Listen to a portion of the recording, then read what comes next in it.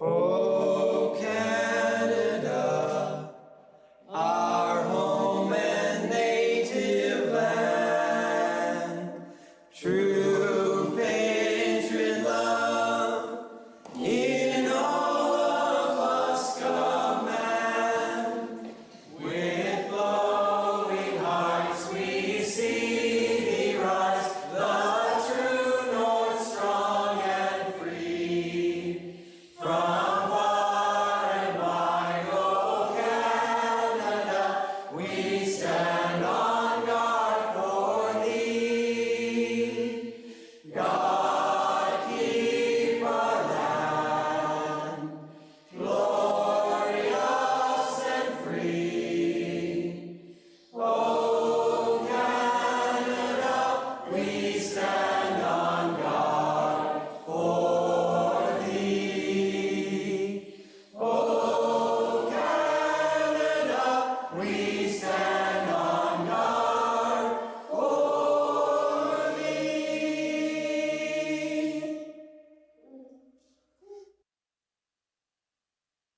This will take a moment of quiet reflection, please.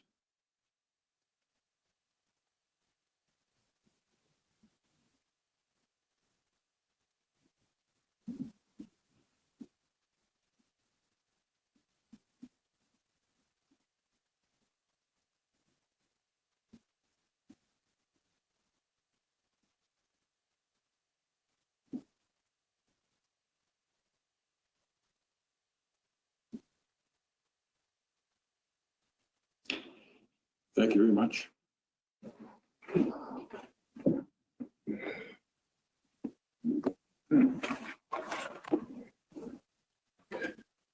I will turn to a member of council to make a proposal to accept the agenda with a couple of additions that our deputy clerk is going to explain to us. Yes, thank you, Mayor Clark. As a result of the public planning meeting that was held earlier today, in which council waived the cooling off period with respect to the housekeeping amendments with respect to 2 Hunter Valley Road, council will need to add the resulting motion and the bylaw to approve those amendments under approval of the agenda, and that requires a 2/3 vote of members of council.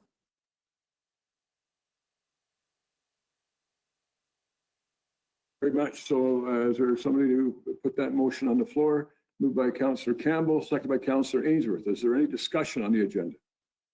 I'll call the question. All in favor? It's carried. Thank you.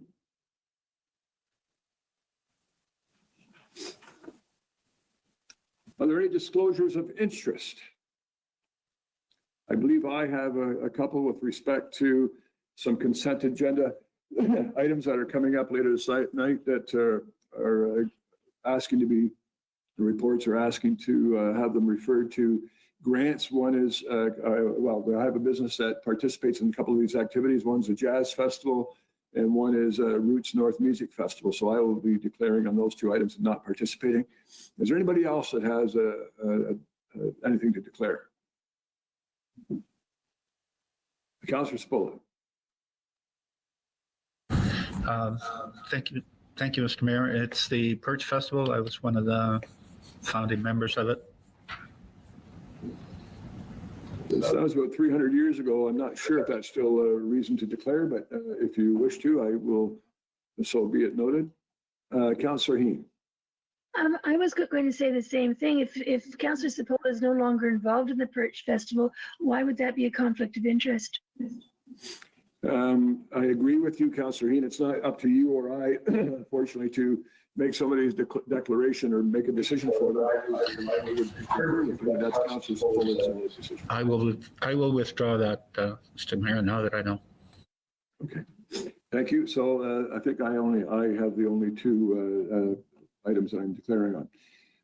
We have no presentations today, but we do have a very special deputation. We have Michelle Newton and Shelley Skinner with us tonight, who are here to discuss education and around Black culture and making change, an organization they're very much involved with. I've got a couple of preamble words before I go to you, if that's okay.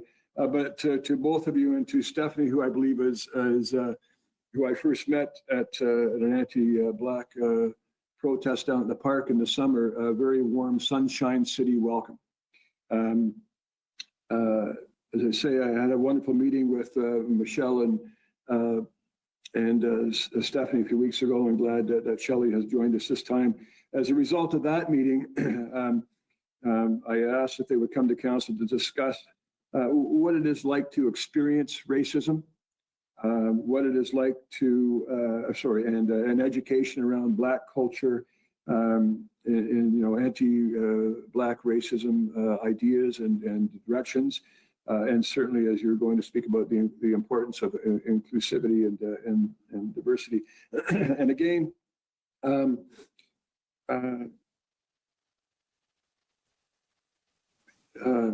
I'm looking forward to truly getting out of this how bloody important it is to have an inclusive community and attitude and to have a diversity within that community. I think it's reflection on the health of the community and certainly a reflection on the health of the individuals that make up that community. So this is part of a theme, and I know I talked to Stephanie about this and perhaps Michelle as well at one point. This is part of the theme over the next couple of months. I've spoken with our presenters tonight, and I'm very excited to have you here. And also, as many members of council are aware, I did a Holocaust tour to Germany and Poland and Israel last year. And I was going to call him an honorary tour guide, but at 91 years of age, he was more than an honorary tour guide. He was a survivor of Auschwitz and Birkenau. At 15 years of age, Max Eisen, who has written a book by chance alone, which won Canada Reads last year. Anyway, I've maintained my relationship with him, and he will be coming in November to speak about his experiences, and he speaks across Canada about anti-Semitism. And then lastly, well, not lastly, but at least as to wrap up the first part of what I hope will be ongoing issue or ongoing direction in education and action, it will be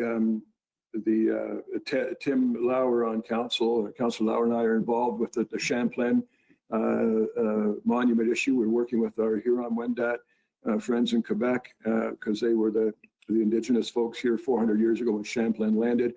And certainly we're working with our Chippewas or Rama friends to seek the bottom line, I think, for both Tim and I is that we tell an accurate story. The true impact and benefits that our Indigenous First Nations friends have brought to this area for over 5,000 years.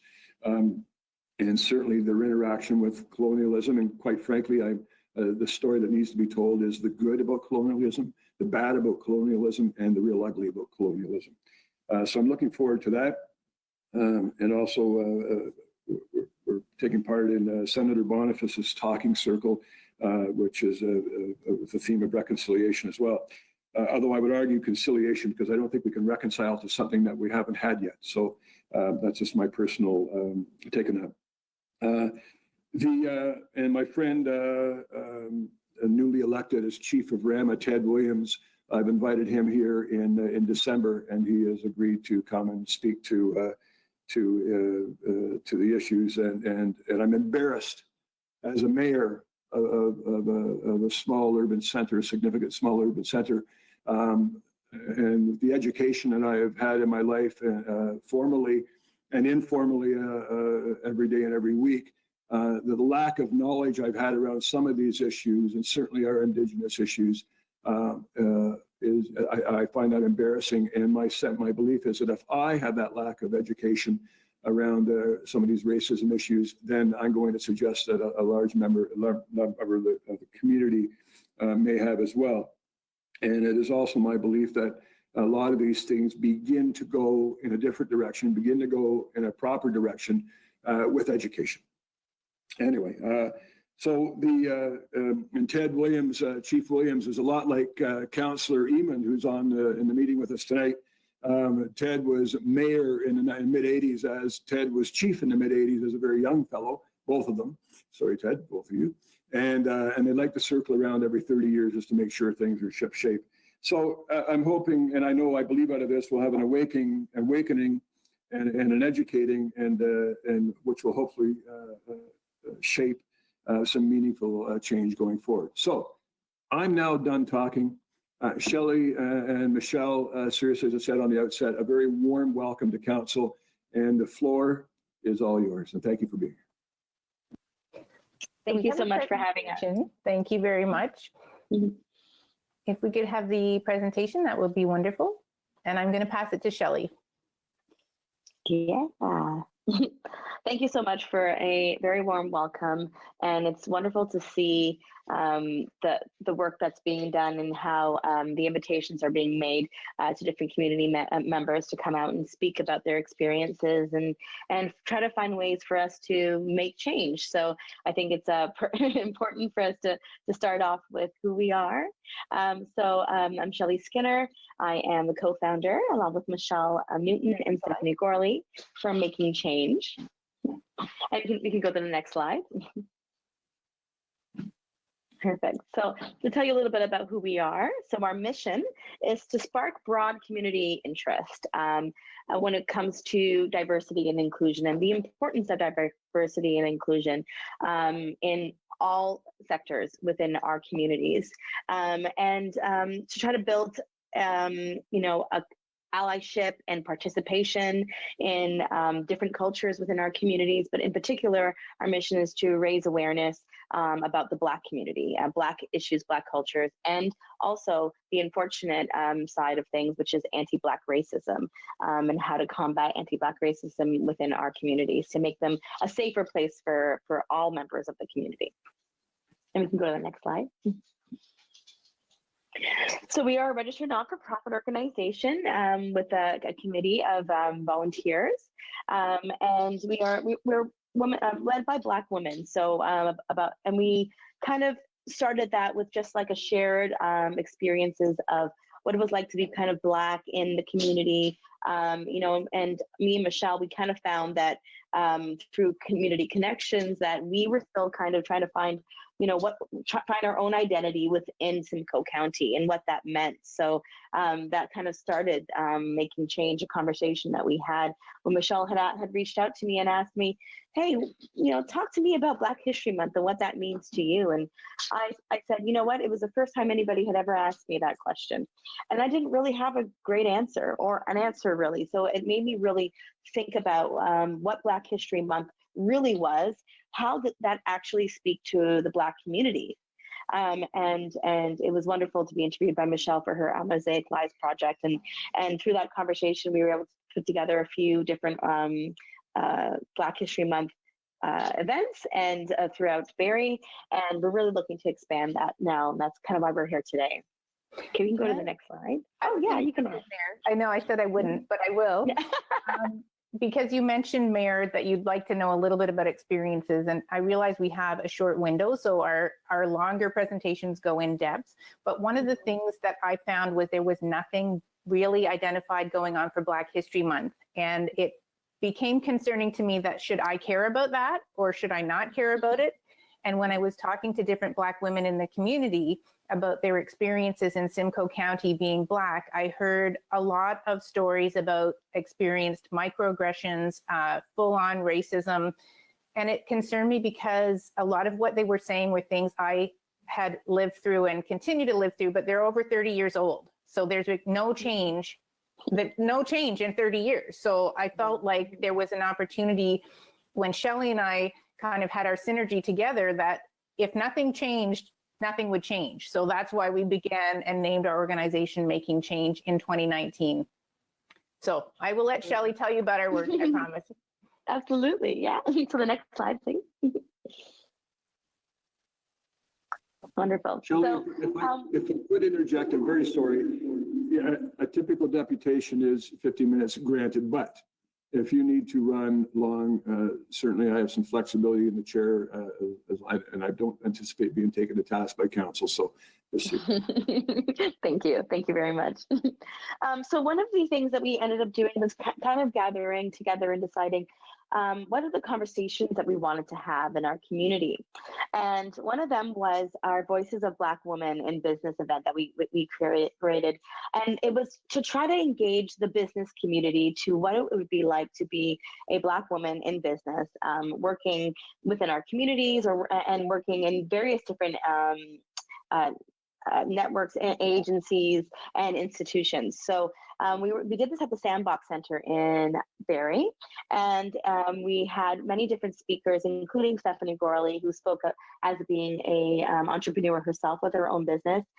We had Alicia Samuel, who is the Vice President of IT for Longos. We had Wendy Vincent, who was a director for Convo Media, a communications organization.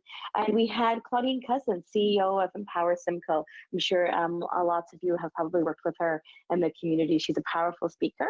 And they all spoke about their different experiences as being Black, doing business, in their communities. And they shared what the struggles that they had, as well as, they celebrated their triumphs, and they talked about the different ways that the different communities can get together and build stronger, safer work environments, through inclusive diversity and inclusion work. So it was a really great conversation, and we do have a recording of it that we'd be happy to share with everybody at some point. Can I tell a story here? Actually, before you jump in there, I might be the storyteller. I'll see how it goes.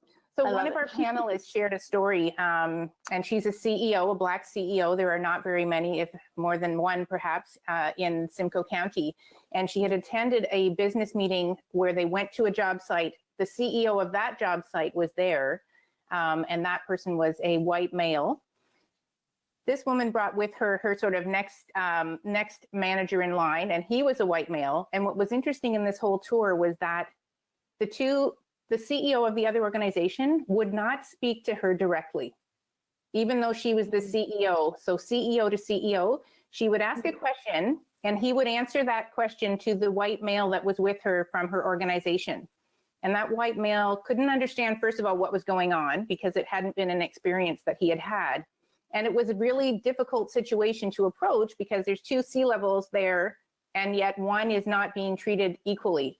That is also the intersection of being a woman and Black. So I just wanted to share that just as a little anecdote. Absolutely. Yeah. So you can see that there's so many different layers. And so the stories are really quite compelling, and you should definitely watch the whole video on that particular one. But another thing that we did was the art engagement project. So this was unfortunately, based on some of the strikes that had happened, we couldn't get full participation as what we would like, but we were able to have a couple schools involved, and we were able to explore and celebrate the past and present contributions of Black Canadians through art, reflect on how we can overcome racism and discrimination, and we created expressions through art, dance, and music. So I'll let Michelle talk a little bit, as she was kind of the lead in this particular area. She had done two particular engagements with high school and with the grade school. So what was interesting about this, we had a school in Bradford. It was Chris Hadfield School, and the grade 2 class really took this on.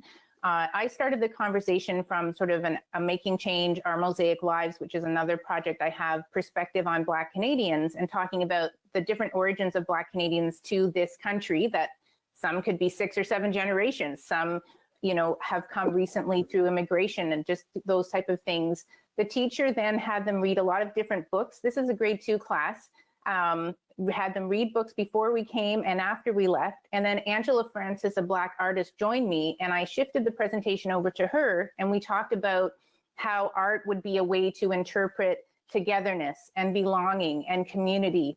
And we worked with each of these tables. Their grade 8 Black Heritage Committee came in and joined the grade 2 class. So it's also a great opportunity to show in the school different people coming together. And they created these pictures that are on the bottom of the slide that actually was each individual person on a fence. And they called it Breaking Down Defenses, where they felt like they needed to unlearn some things they'd learn and learn some new things and just become more open to accepting people with differences rather than trying to change those people with differences to be more like them. So it was very successful for the class that we got to do. And we're looking to 2021 to be able to do this in more schools and have more involvement. Absolutely.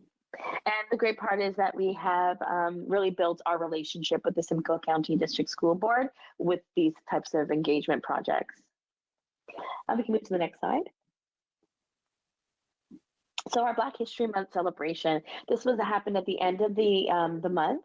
And what was really great is we were able to incorporate spoken word and music and art in all different types of forms in a celebration event that happened up in Barrie. And we had a Black and Blues band called the Feeling Good Band who performed. We also had sketches of Black music, which was a wonderful performance written by Gwen Beaver and her husband, Sean. So they created this together and they went through the different eras of Black music.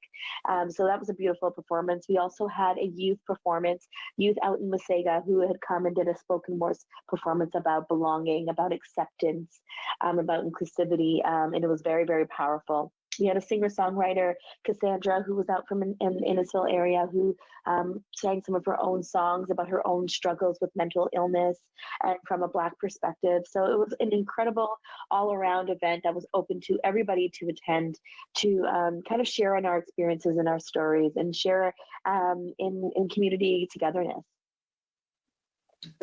Next slide. Yeah. So I'm looking at the time and we will talk a bit about what happened this summer. So we've chatted about our work over the sort of Black History Month period, which we kind of considered January to March.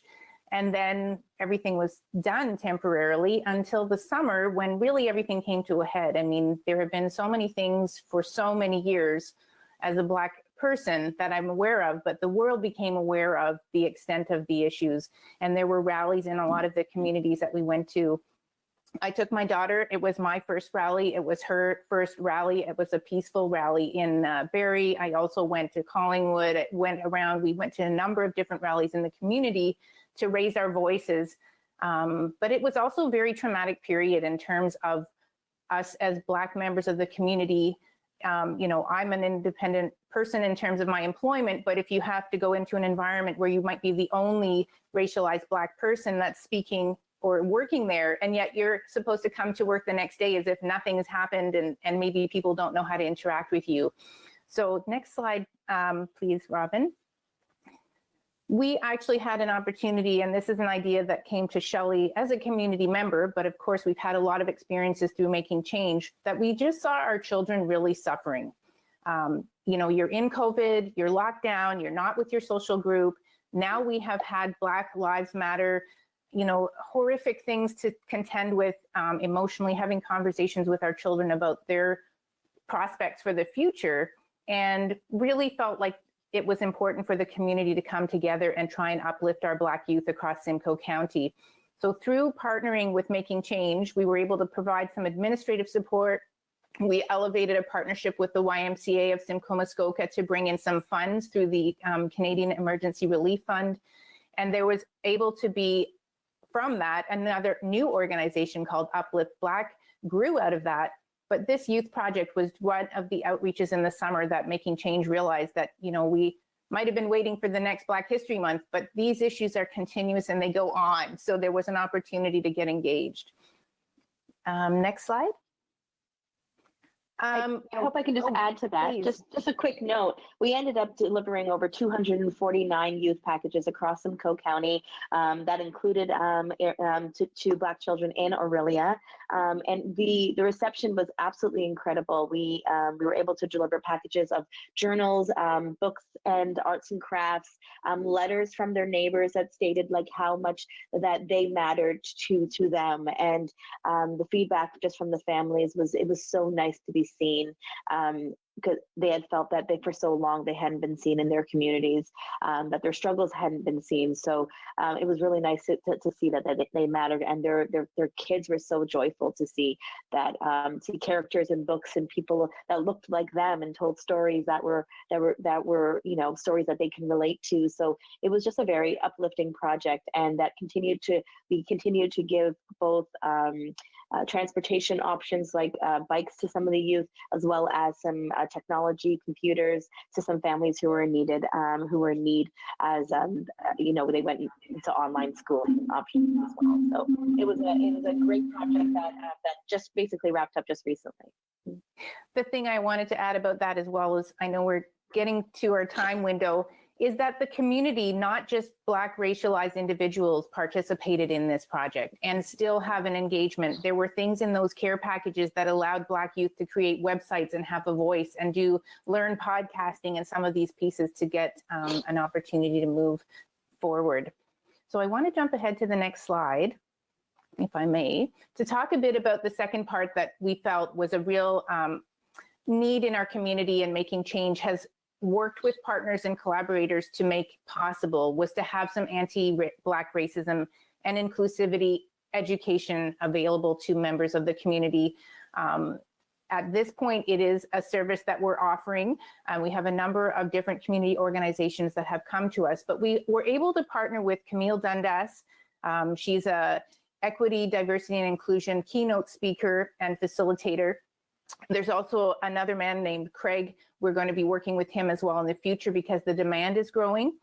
And then just to reference learning snippets and dialectic, we realize that if you go to a seminar and it's 2 hours or it's 1 hour, you might check it off your list as having been influential at that moment, but then, what do you do after that? And what we liked about partnering with learning snippets and dialectic is that they've developed some tools that allow people to have a trigger, an email once a week after for a number of weeks that helps them walk through some scenarios where they might be trying to unlearn some of their behaviors around microaggressions and how to interact with different diverse community members, and learn some new ways of approaching that. So by being able to have this partnership, we were able to put together a number of sessions. So we have been providing, and I think we've done it for 3 clients so far, an executive session. So their team leaders have been on a Zoom call. We're doing it through distance because obviously we're still experiencing COVID, but it is working very effectively, and have an intimate, customized discussion with the management team of an organization about lived experiences. We get to get more in depth than in this little snapshot, but talk about, Black experiences in the workplace. A lot of people don't know what they would be, and we bring that to them. We talk about, how it manifests in the workplace, whether that be through policies or approaches to looking for hires through your HR systems, how to identify acts of microaggression and be able to catch yourself, but also to be able to maybe intervene if you see something in the right way that allows that conversation to unfold. And then we roll it out to their team members in a following session is another option. And then we have an HR recruitment workshop, which really goes into uncovering those unconscious biases, especially around anti-Black racism, because there's a lot of systemic pieces to that, and helping HR professionals learn, a different way to approach it, where it makes it more of a level playing field for people to move through that.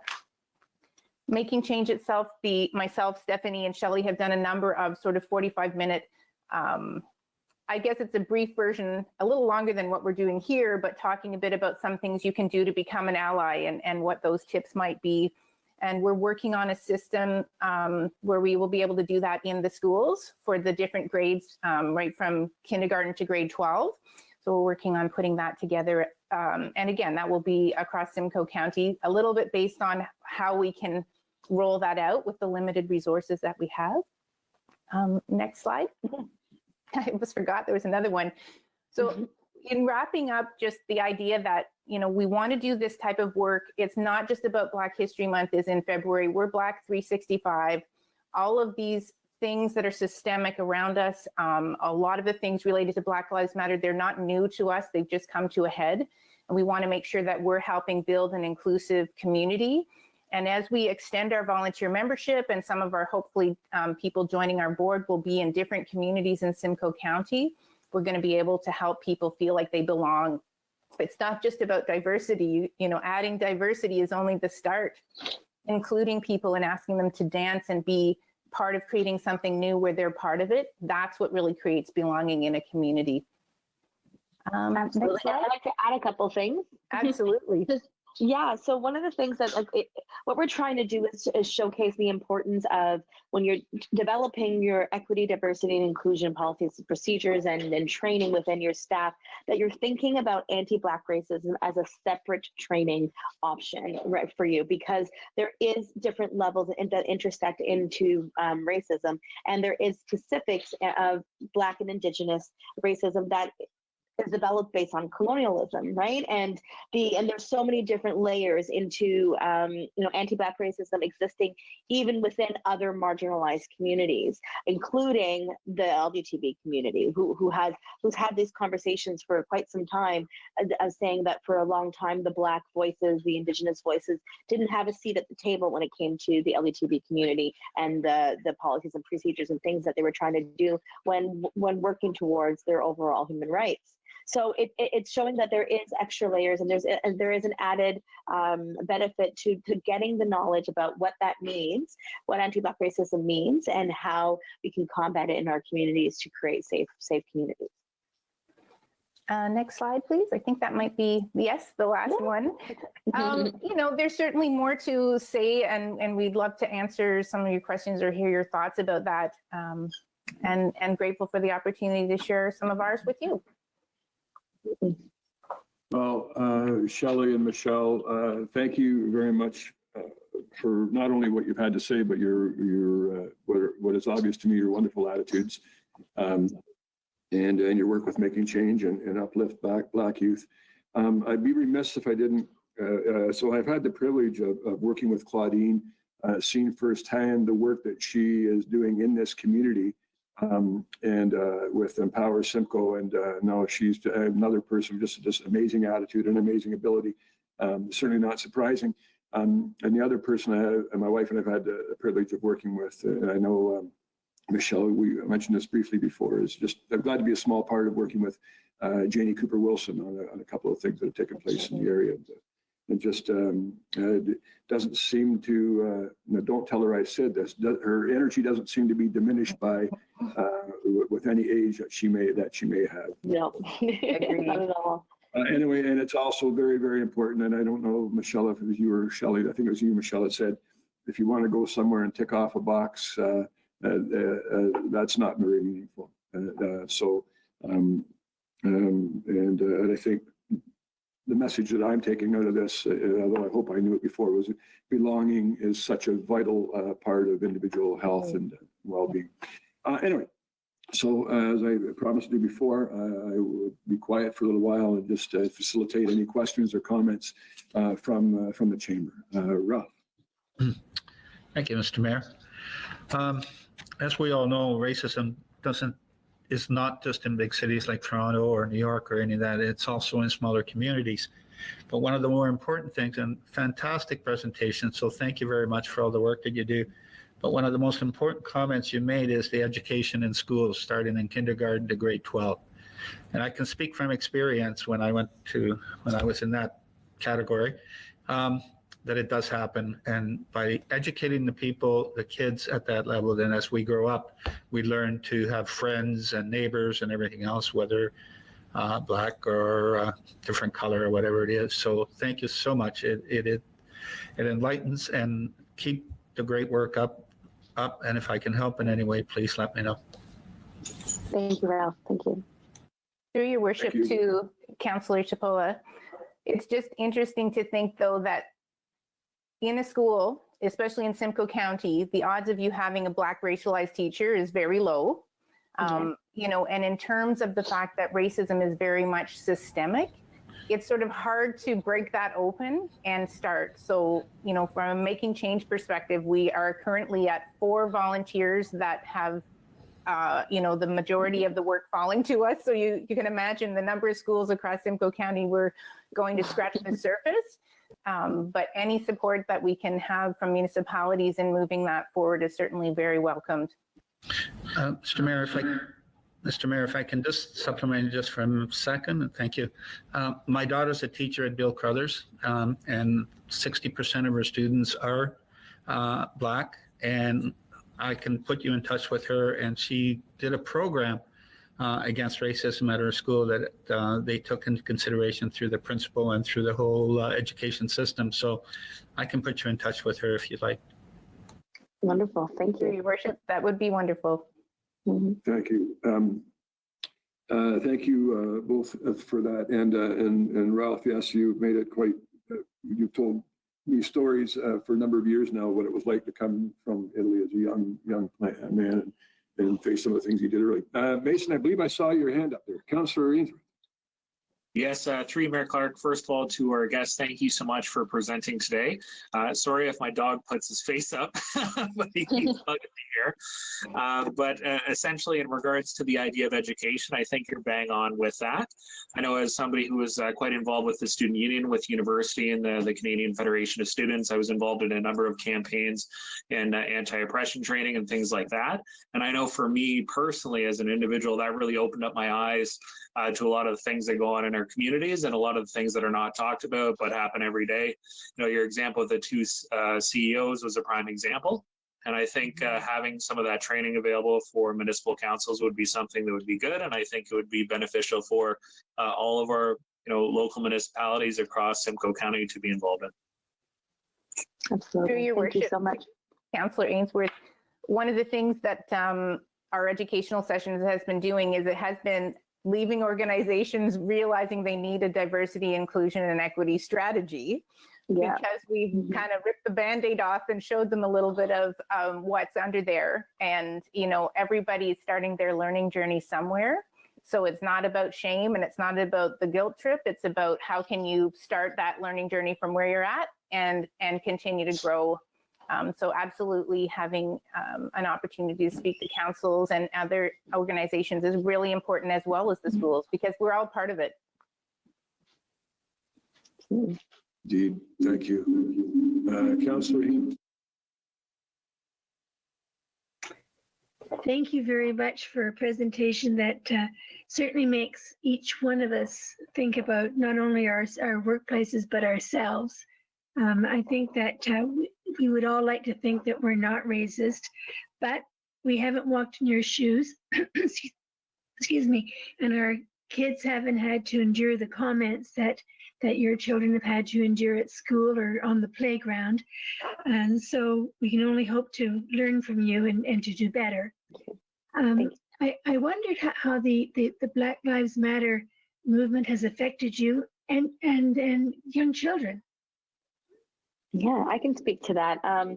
So one of the reasons that I reached out to Michelle and said, hey, I know this is not really part of Making Change mandate, but I would love to support with the Uplift Black Youth Project, was because I was having a sitting down at dinner with the children, with the family, and having conversations about George Floyd. At the time, everybody was home and everybody was online, and as much as people had heard Black Lives Matter before George Floyd, the idea that it was more than just an organization, it was a movement, happened after what had happened with George Floyd in the US.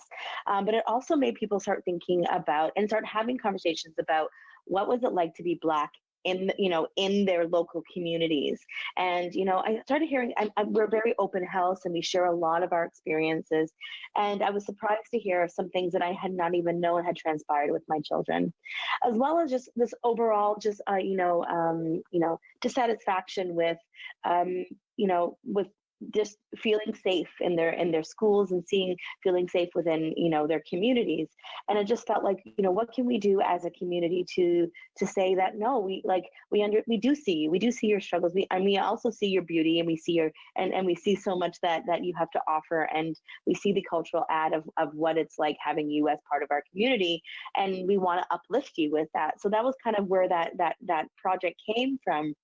And because it is it really is about creating these safe environments, but it's also about a movement of allyship, of nothing ever changes if it's just us part of that marginalized community asking for change. You know, it's when other people who are outside can, you know, can see these underrepresented communities and say, what can we do to help, you know, uplift them, help create systemic change in our community so that they feel like they're part of the everyday, beauty that is Barrie, that is Orillia, that is Simcoe County, right? Is how can we show that they matter, and that is really what this movement's all about, and that's what's been so incredible, is to see that they're finally we're having conversations that we really like. We've been around for 2 years, so it's not. We were like, oh great, finally people starting to realize that making change is here for this reason, and so we got a lot more attention. People started calling and reaching out, and even donating with funds to make sure that we were able to have these programming available for to actually like have these conversations. So it's been such a trying time, yet such an uplifting time, because as much as we're I don't know, I think from myself, but I know just from Michelle, we feel like we're being pulled in 50 different places right now. It's still nice to be pulled because I know we've been waiting for somebody to recognize what the work that we're doing and why this work is so important to us and to the community as a whole. So it's one of those things that I think that I'm just tired of living in Simcoe County and everybody asking me why I chose to live here. It's not inclusive, it's not diverse, and it's just like, I'm tired of that being the conversation. We're here to make change so that people can be like, oh yeah, I heard they're so progressive. They're doing really great things to become an inclusive community. People are striving to make change. Those are the things I want to hear when I say I live in Innisfil or I live in Simcoe. Through your worship. Sorry, go ahead, Michelle. To Councillor Hain. So my perspective is a little bit different in the sense that I think, there's always been a lot of concern about going to a business meeting, and we call them sightings. So if you see a Black person, it's not yourself, you had a sighting. So, I know white people around me don't have that problem. They have a lot of sightings. So living in an environment where you're constantly the other, even subtle things that are happening to you, so this summer it just brought everything into like a super laser sharp focus. What I would say though, that is concerning to me is that despite the work that we're doing and the way that more people know about us, that you might ask somebody if you ever heard of making change and they'll say yes. I was at the rally in Barrie in June where there was the most people ever at a rally ever. I was at a peaceful protest in Barrie in August and there was under 50 people there. And when I looked at the under 50 people that were there, already existing allies, already existing racialized people, pretty much out of mind for a lot of people. And that's where it concerns me about, we're all part of making this a movement. And if it just falls back to the 3% of us that are racialized Black people, we're not going to be able to do it. So we need everyone to be part of this and join in with us.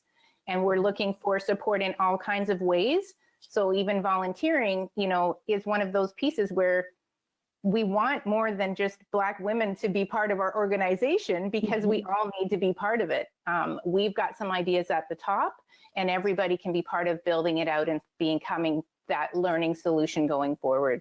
Yeah, we need ambassadors. We need people out there telling, speaking for our organization, on behalf of our organization, explaining the importance of the work that we're doing and finding other ways to connect with the Black community outside of the work that we do.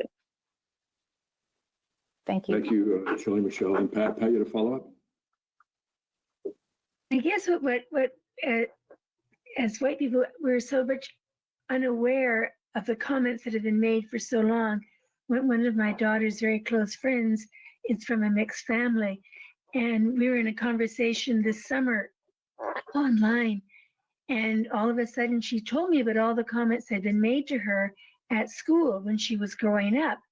And this young woman spent a lot of time in our house, and I was so totally unaware that all these comments had been made to her as a young girl, and was totally shocked because, our house was obviously a safe house for her, but I was unaware that she'd had to deal with this all through her young life, and she's in her early 40s now. So hopefully we can make a change. Thanks for that, Pat. Other members of council, any further questions or comments for our guests? Jay? Sorry, Jay, I did have you queued. Oh, no problem. Thanks, Steve. Through the chair, I just wanted to say, really glad to see this coming up on the agenda, and such an important issue. And I really think it's essential that we start to kind of open the lens up a bit on this front. And we've had it mentioned a couple times that, many of us are coming from a point of privilege. And so in terms of, being white, in my case, being male. And so there's really an important, I think, an obligation in some ways to make sure that we're basically providing an opportunity and giving, making sure that we have kind of a direct communication to all these different, a different kind of mindset, because we're coming from kind of one side of things, and we really need to open it up. I was really interested because you guys had mentioned a couple things that the city and different organizations can do, and there was reference to celebrating Black History Month, of course, a diversity and equity strategy, and as well as kind of ambassadors that represent this issue in a greater way. And I just wondered if you could speak to those a bit more. Is there anything that we as a city can be doing, any additional things that we as a city can be doing that can move this conversation in the right direction and accomplish some important objectives? Thanks, guys. Uh-oh, Shirley's looking at me.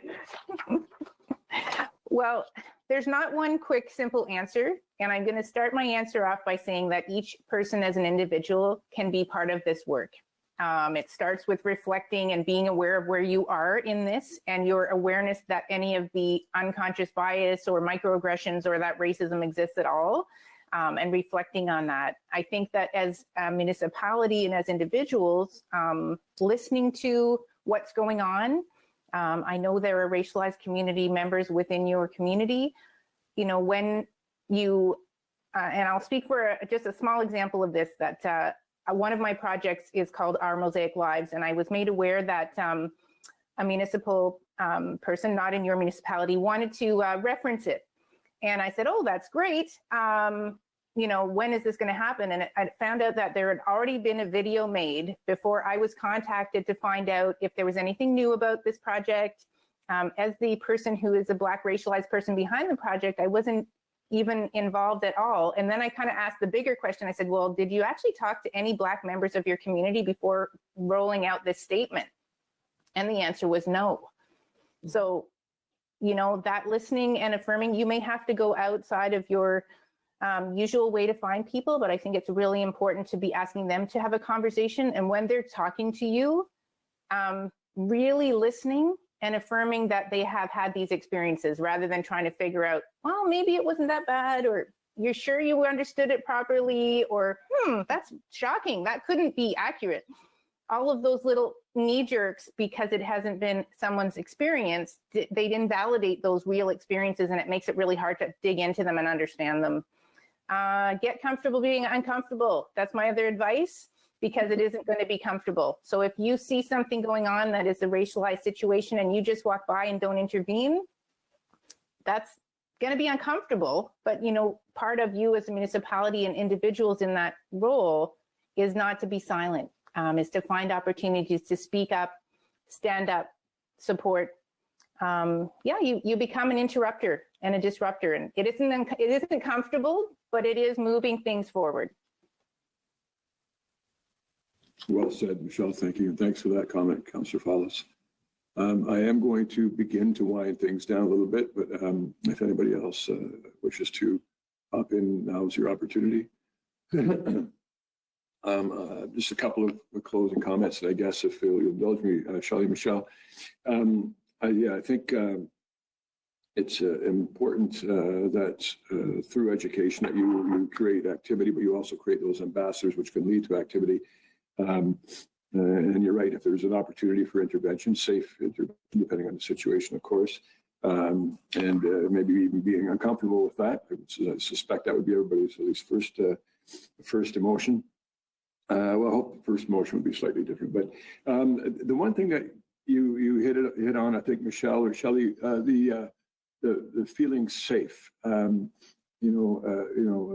couple of you mentioned that myself, for example, didn't know I was privileged in some ways, but certainly was compared to many other situations.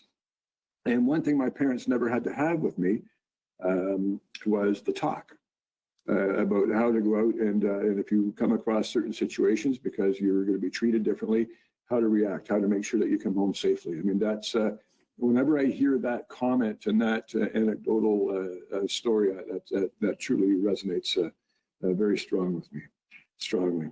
Anyway, I can't thank you enough. I do appreciate this. And Stephanie, if you're online, thanks for being part of it as well. And Shelley and Michelle, thank you. Stay safe and have a wonderful night. Thank you so much. We appreciate you having us. Good night. Good night.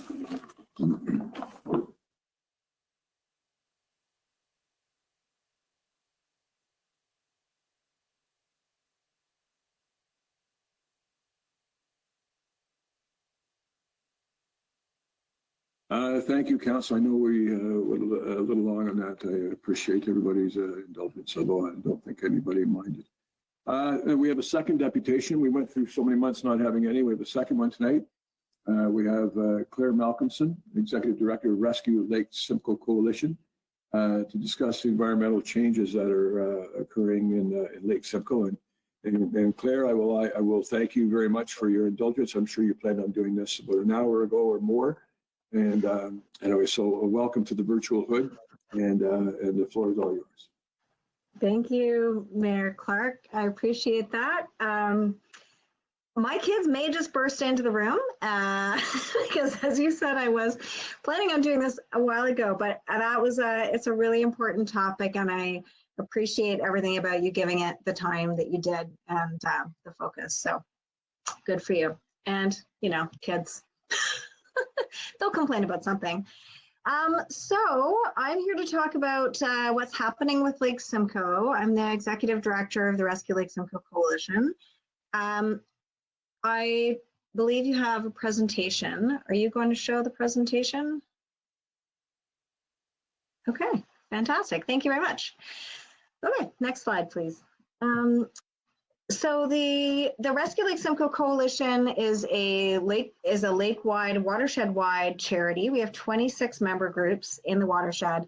We've been around since 2003, and we're really focused on lake-wide health issues. We've been very engaged in policy. I was a board volunteer, loads and loads of hours of volunteering on this, and I was invited by Environmental Defense to work for them to run the campaign that resulted in the Lake Simcoe Protection Act. But that was initiated by the Rescue Lake Simcoe Coalition. One of our board members realized that in order to protect our countryside from uncontrolled sprawl and in order to protect our lake from the impacts of sprawl, that we were going to need special legislation for our lake. It's been known for decades that there are limits to growth, and we really see that at Lake Simcoe. So what I want to talk a little bit about what is happening with the lake, but I definitely want to bring you up to speed about what's happening provincially, because the Lake Simcoe Protection Act and Plan were supposed to be reviewed last year. Supposedly they'll be reviewed this fall, which is moving on. And we want you to know what the province is doing and how you can help. So we've had a number of municipalities pass the resolution that's on the last page of this presentation. And to cut to the chase, I will ask Council if you'd be interested in joining those municipalities that have passed that resolution in order to signal to the province that we want them to do their job. So I'm going to start off by talking a bit about phosphorus pollution, which is the main environmental problem with the lake. So next slide, please. All right, I will go to my own slide deck. Okay, there we go. So This is the Lake Simcoe watershed, here broken into sub-watersheds. Those are the areas that drain into, generally they drain into a river, and then that river drains into the lake. Tourism and recreation bring in $420 million each year for the local economy, which is nothing to sneeze at, and particularly significant in a time when people have precarious employment and where we really need that seasonal employment to keep our communities economically stable. Next slide, please. This, of course, relies on a healthy environment. You don't have sustainable recreational success with a cesspool. So we have incredible natural capital in the Lake Simcoe watershed. The goods and services that are provided by our forests and wetlands in particular add up to $975 million a year, meaning if we had to build something to replicate the services provided by these intact natural systems, that would be the price tag. The most important things to really think about now are, as I'm sure you're dealing with, the impacts of climate change and flooding and the increased costs to municipalities when they delay in taking action on whatever can be done to remediate those impacts. So the easiest thing you can do is to not get rid of the natural features that help absorb some of the impact of the increased precipitation we are seeing already and is projected naturally to increase as climate change accelerates, as those impacts accelerate. Next slide.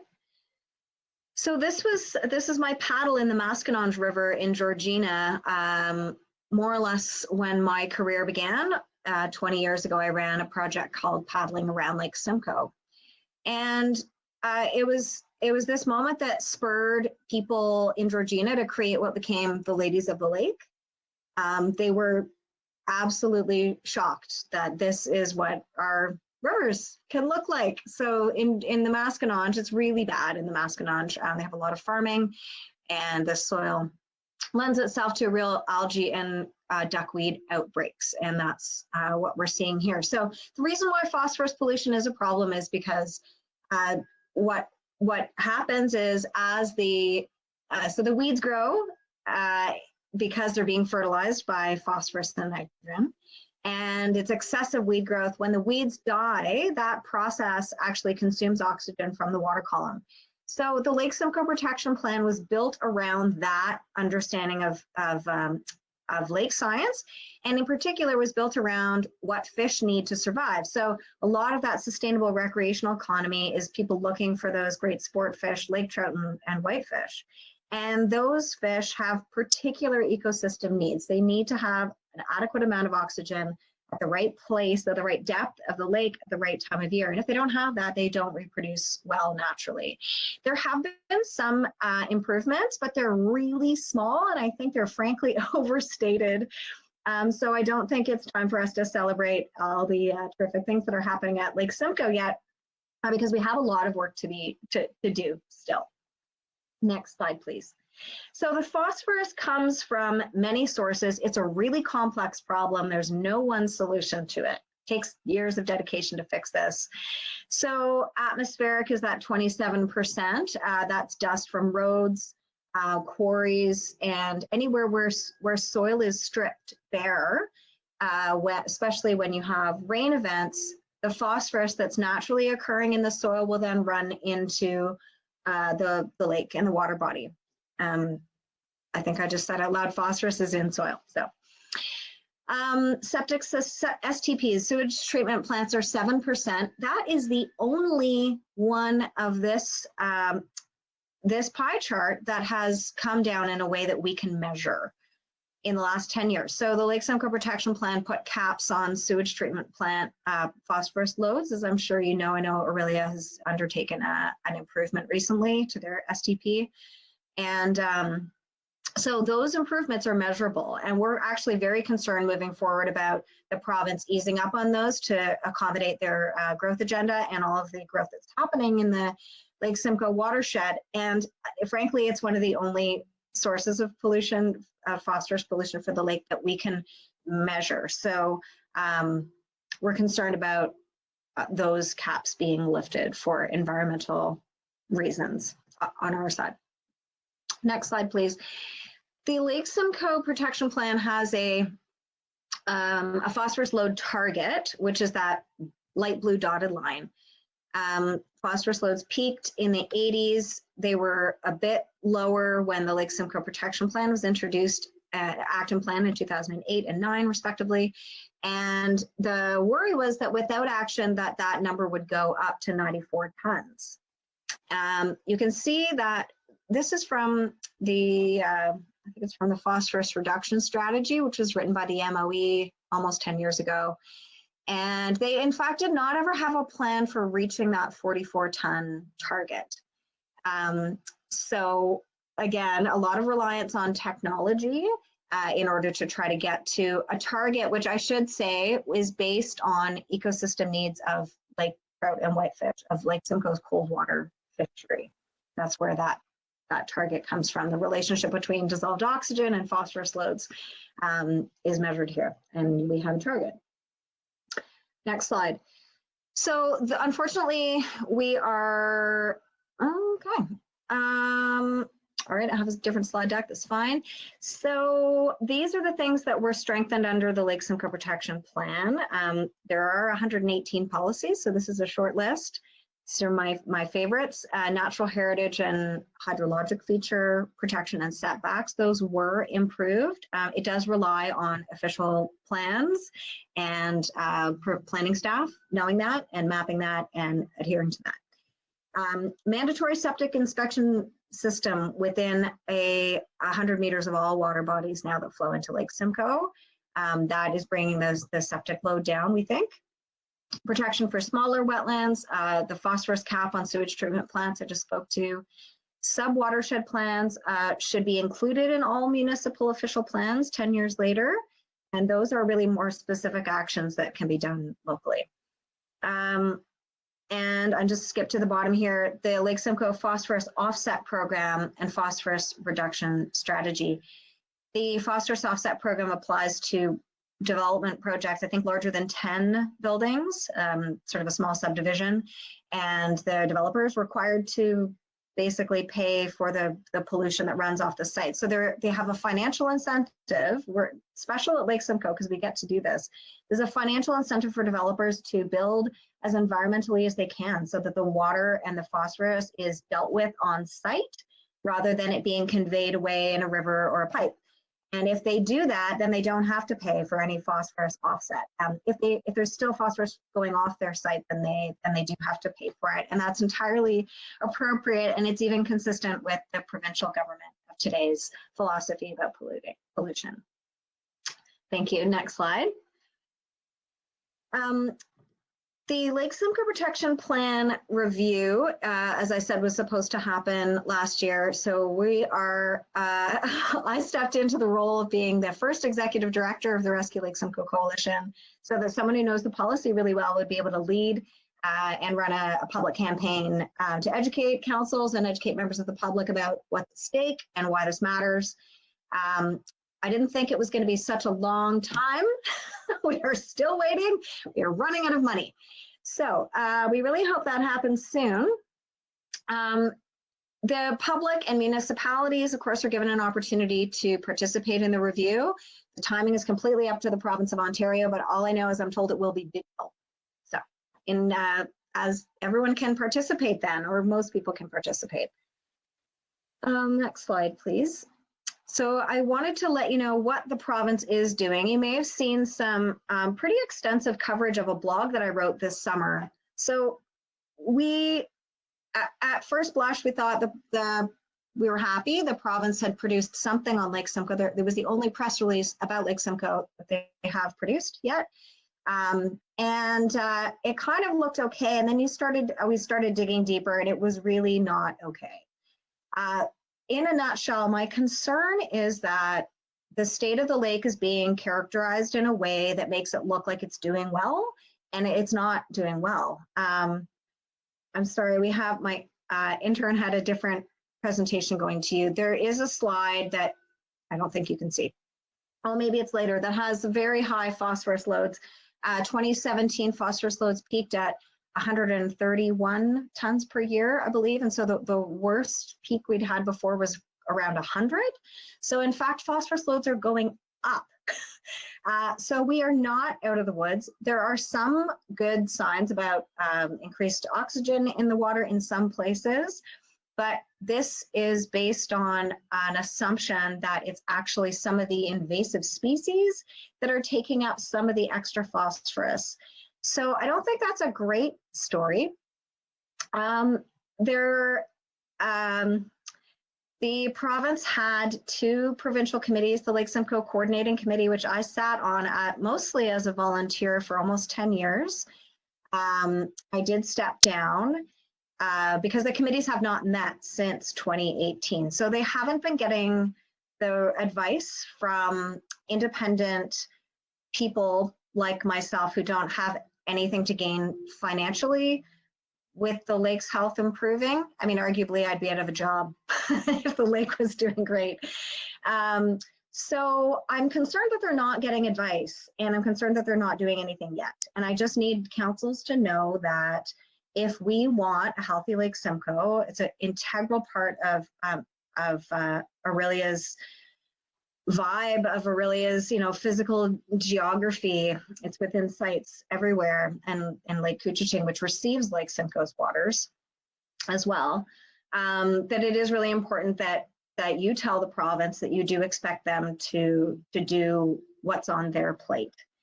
There isn't a level of organization and decision-making among municipalities around the Lake Simcoe watershed that is equal to what the province can do and resource.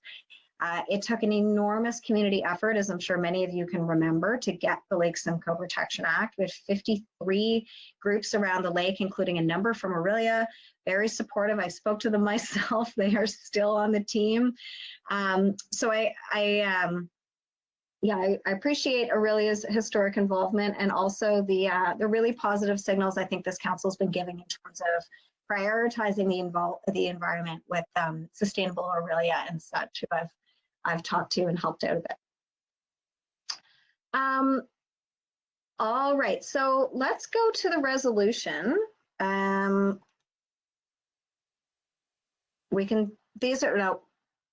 you go. So here's the chart that shows you the phosphorus loads to 2017. The flow volume is the amount of water that's running through lakes and rivers at a particular time when it is measured. What we see now is that phosphorus loads are matched are driven by flow volume. So as climate change accelerates, we will see more phosphorus loads going into the lake. So this is a Conservation Authority chart from fairly recently. Okay, so now can we go to the resolution? I think it's the second last slide. We're just going to skip through to, I'm sorry, there we go. Okay, so here we have, just for the sake of time, Model Council resolution is here. I'm going to get to the meat of it here. So be it resolved that the City of Orillia calls on the Ontario government to demonstrate its commitment to clean water and protecting what matters most in the provincial statutory review of the Lake Simcoe Protection Plan by ensuring that provisions in the Lake Simcoe Protection Plan that protect water quality are not weakened, and that policies protecting natural heritage be strengthened in order to meet the targets of the Lake Simcoe Protection Plan. The slide that we skipped over was about natural heritage protection. I'll just give you in a nutshell, we have a lot of natural heritage, not enough of it is well protected. It is not a cohesive system that is going to support the ecological health that we have today if we don't make a better plan and if we don't have a really robust natural heritage system. So that's what that's about. Also, that the Ontario government be requested to work collaboratively with all the typical stakeholders to achieve the goals and targets of the Lake Simcoe Protection Plan, and to resource the programs that improve Lake Simcoe's water quality during the provincial statutory review. And that copies be provided to the following MPPs and ministers. So Georgina Island First Nation passed this, Barrie passed this, Brock passed this, and Aurora passed this. And it's in an in-between phase with a couple of other municipalities. I will tell you that it does look to me like the ones that have the most growth on the line are the ones that are the most hesitant to ask the province to do this, which is disappointing, but then just does speak to the problem that I'm really talking about. Phosphorus loads from anywhere where soils are strip bare are a big problem for the lake, and the amount of growth we have projected here. I mean, 10 years ago, we knew that it was going to add 9 to 17 tons per year of phosphorus to the lake when we're trying to bring loads down. So now we have far more growth going in. Those are going to drive up more phosphorus loads. So we're at a really important point, and I hope that the lake and the coalition and its members can add Orillia to our list of municipalities that are really telling the province that despite all other distractions and objectives, at the end of the day, we love our lake and we want it to stay healthy for future generations and all who enjoy it. So thank you for hearing me, and I'd be very happy to take any questions you may have. Ms. Malcolmson, thank you very, very much. It's obvious that you've been passionate and articulate about this for quite some time now. I will say that we're all of us around the council table are certainly well aware of the impact of climate changes on a number of fronts, and certainly stormwater runoff and flooding, and you're right, as I'm sure you're well aware. Actually, I'm having a tour of it tomorrow for the first time. Our wastewater treatment center upgrade. It's about a $15.5 million upgrade, and its sole purpose is phosphorus mitigation. So hopefully it'll have hopefully a significant effect. But also, this reminds me of the importance of LIDs, low impact developments, as you kind of referenced, of dealing with phosphorus at the development site, as opposed to having it go elsewhere for natural runoff and creating the issue you're talking about, or for mitigation elsewhere. So thank you very much for that. I will now turn to members of council for questions and/or comments. Councillor Elon. Thank you very much, Mayor Clark. I just want to pick up Ms. Malcolmson on the point that our mayor just made, is that we very much appreciate that you recognize that groups in Orillia are passionate about the quality of water in the lakes, and then we as a council are. The past and the current and future of our city is very much dependent on that.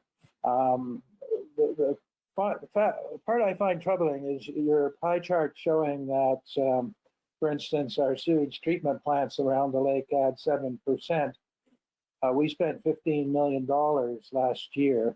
Even if you eliminate the entire 7%, it's a tiny piece of the phosphorus loading in our lakes. And at the same time, we're trying as best we can through the technical things, because we are monitored and we are measured and we are enforced in doing those, but we're beginning now to recognize in our community, and the province is beginning to recognize that stormwater infiltration in our lake is causing phosphorus flow, and we're looking at investing tens of millions of dollars in managing that over the next couple of years. And even at the grassroots level, we have a canal in our community called the Ducal Canal, where the residents finally took action and have, over the last 4 years, actually run that canal on behalf of the residents rather than having the city run it.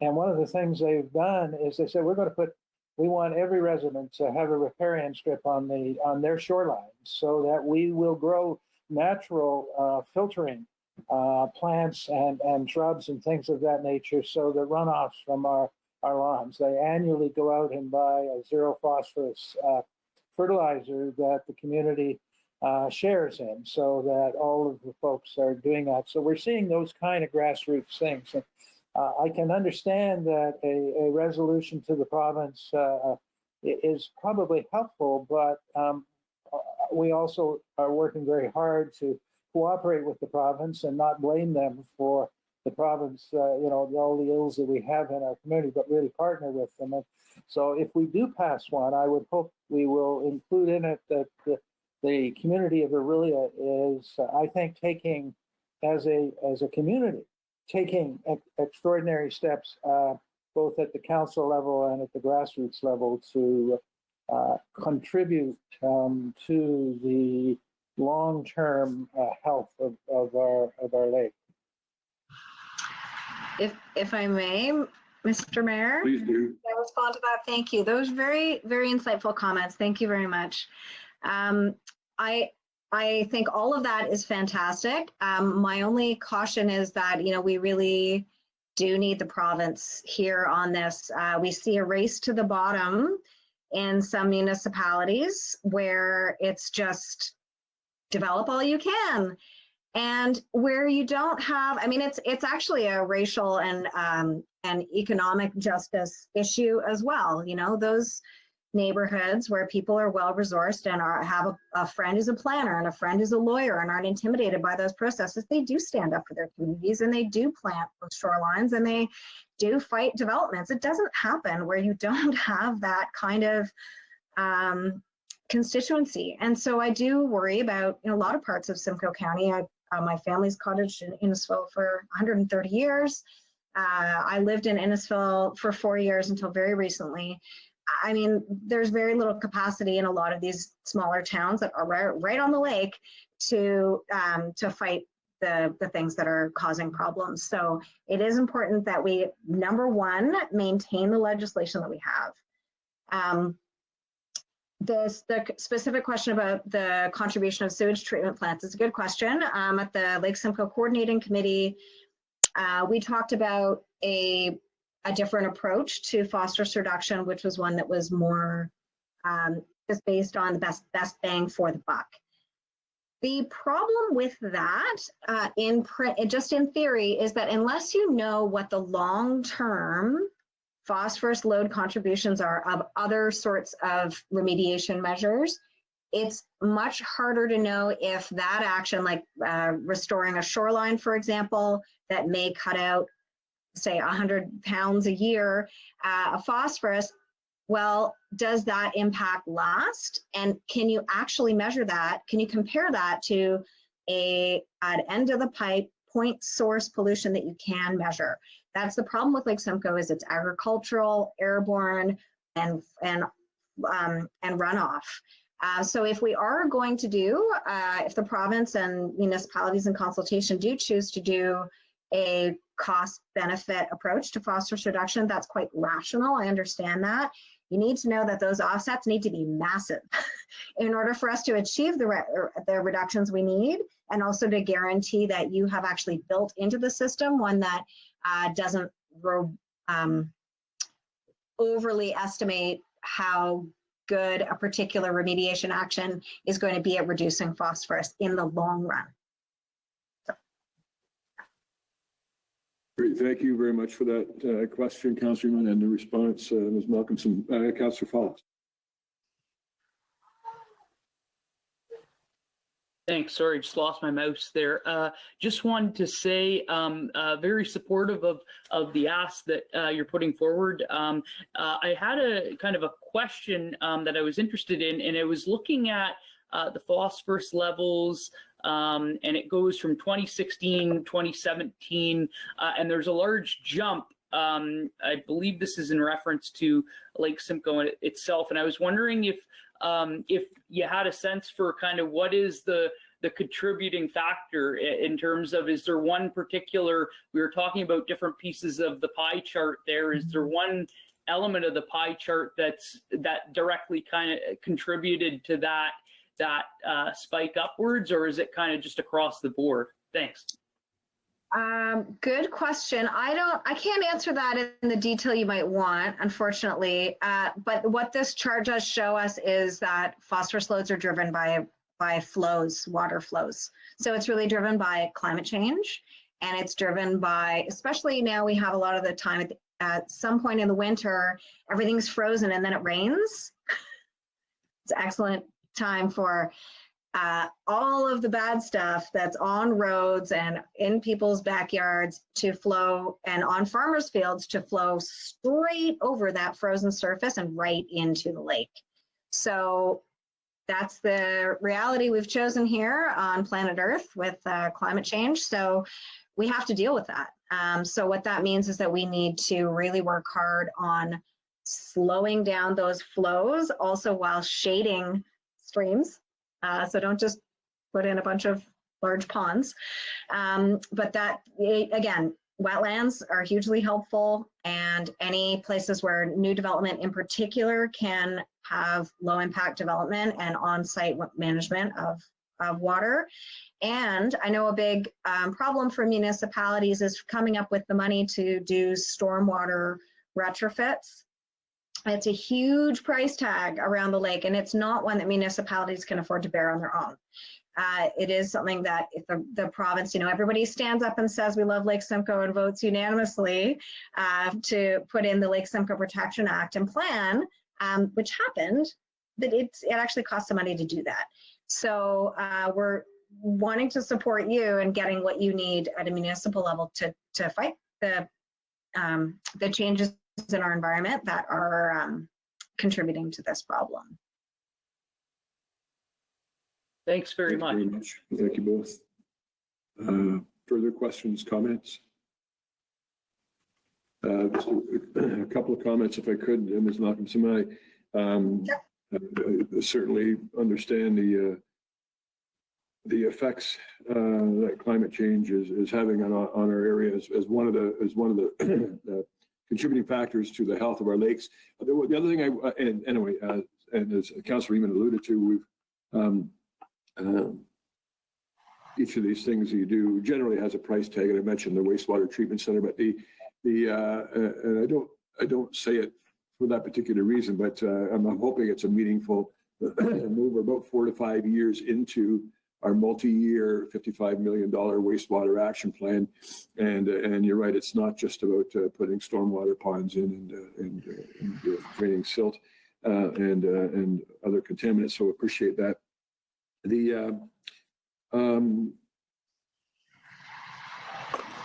So anyway, we'll discuss the resolution when we get to that part of our agenda, gang. But before we say goodbye to our guest, is there anything else further? Ms. Malcolmson, thank you very, very much. Don't lose the passion, and I'm sure we'll be talking in the near future. All right, thank you very much. My pleasure. Have a good evening. Thank you. Okay.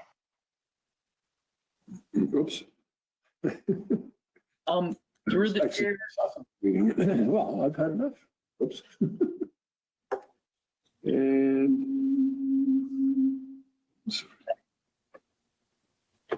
Steve, I wondered if we could request a recess. Have you been a good boy? No, I have not. Yes, I think. What kind of time frame are you contemplating, Councillor Follis? Sorry? Okay, how about I have 6:08 on this. Is 7 minutes long enough for everybody? Yeah, that's perfect. No, greatly appreciate it. Thanks, Steve. Okay, well, I need a motion, so I'll take that as a motion. Move, Jay, seconded by Mason. All in favor? See you in 8 minutes, 7 minutes. Thank you. Bye.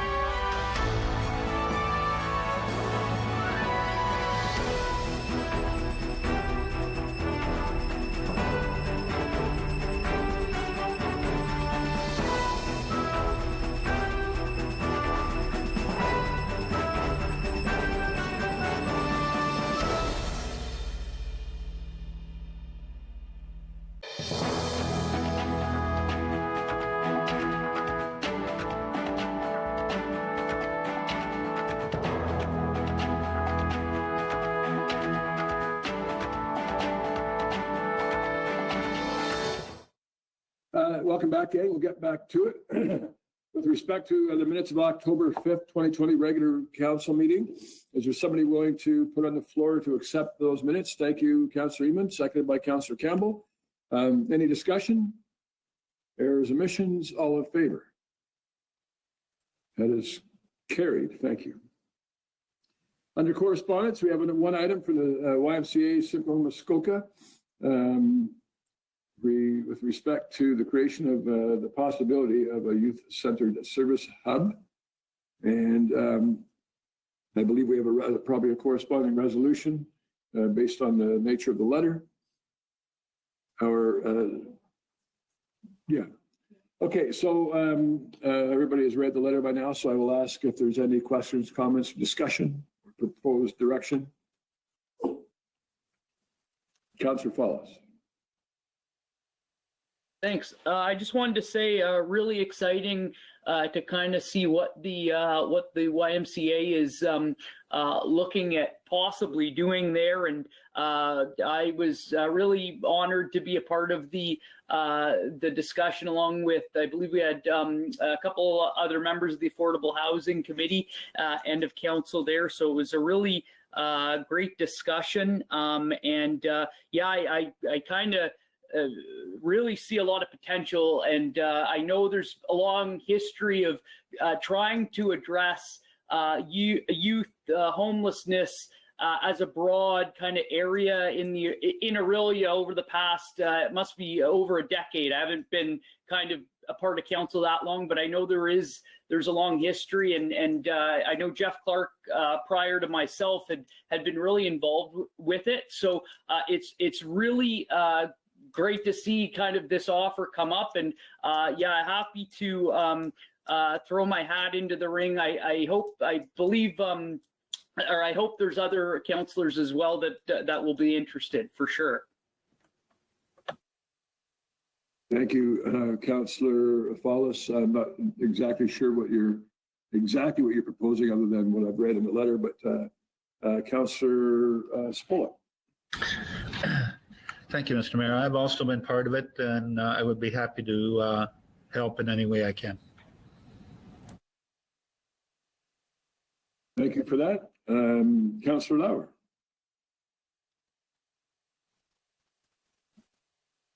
Sorry, I'm not sure how many they want on that committee. I'm assuming it's a short-term thing. I think the meeting I was at, they sounded like they wanted to get something done by Christmas or New Year's or whatever. So it doesn't sound like a huge time commitment. So if there is room, I'll certainly put my name in there as well.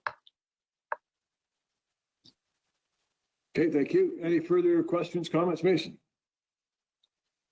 Yes, through Mayor Clark, it was great to be a part of that discussion as well, and I'd be happy to move forward with a motion to put Councillor Follis, Councillor Spola, and Councillor Lauer forward for that particular representation on the working group. Thank you. Councillor Eamon. I would be happy to second Councillor Ainsworth's motion. Thank you. I'm not exactly sure what the motion is yet, but other than if it's just fulfilling the request of the letter, I'm sure we could put some wording to. If somebody has a proposed resolution, just please put your hand up and we'll get it on the. Okay, thank you. Apparently staff do have one. That's moved by Councillor Ainsworth, seconded by Councillor Eamon, that further to the correspondence dated October 7th, 2020, from the YMCA of Simcoe Muskoka, the following be appointed to the working group for the creation of a youth-centered services hub. Councillors Follis, Sapola, and Lauer.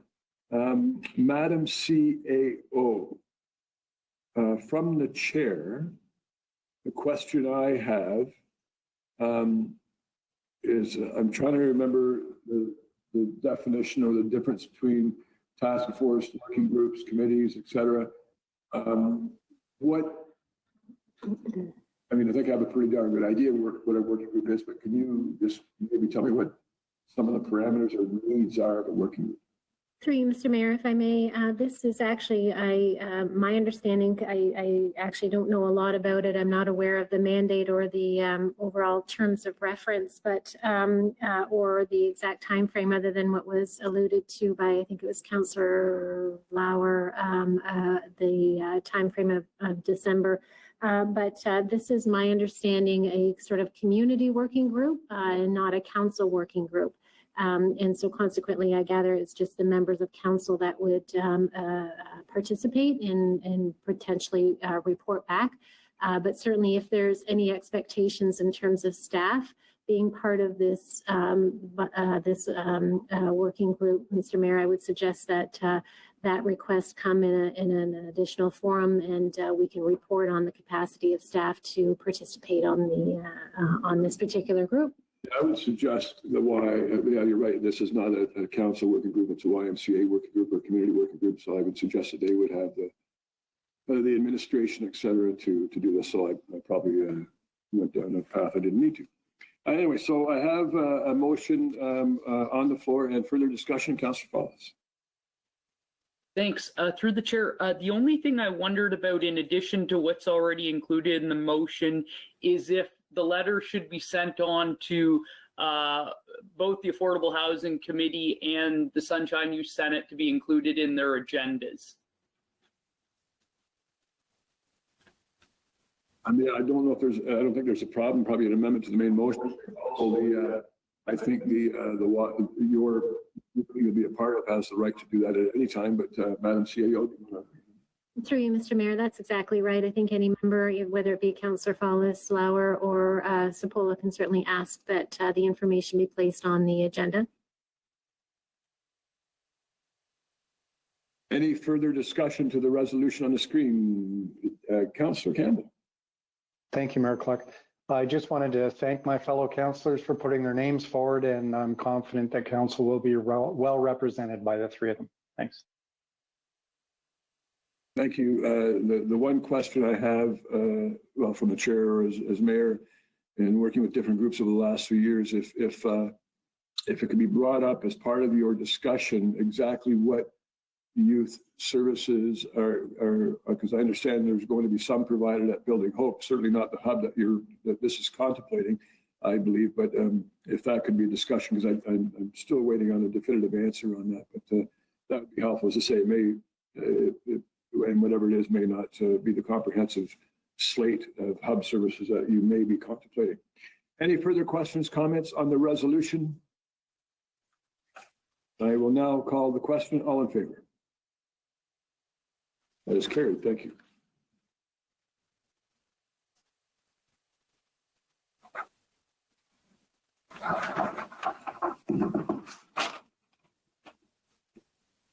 We're now into reports, and we have one report with a number of clauses. 12 clauses. And the way this is handled, because these items were discussed or debated at council last week, is that they're handled under one resolution or one motion, unless there's that would not preclude anybody from pulling for discussion. But Madam Deputy Clerk, are you aware of any of those items being pulled for potential change of direction? Yes, Mayor Clark, at this time, I am aware of Councillor Lauer wishing to pull clause 1 with respect to the staff retirement notice and clause 8 with respect to the downtown waterfront parkland design study for recorded votes. And Councillor Follis is looking to pull clause 11 with respect to the traffic calming proposal for a potential change in direction.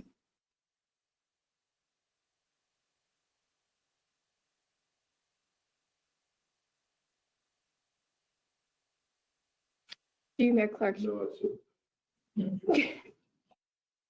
All right then.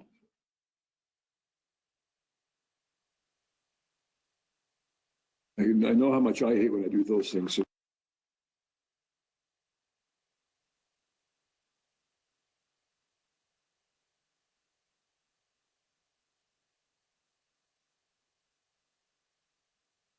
Councillor Heen on top of this, sorry, go ahead.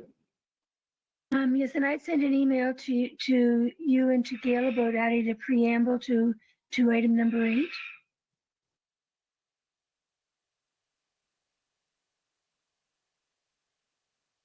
I have not yet seen that email, but if you've got, we'll Send it get to you on speak to it. If Sunday. you want to speak to it, you're more than welcome to. Okay. Mason. Yes, through you, Mayor Clark, I wanted to pull item number 7 for a recorded vote.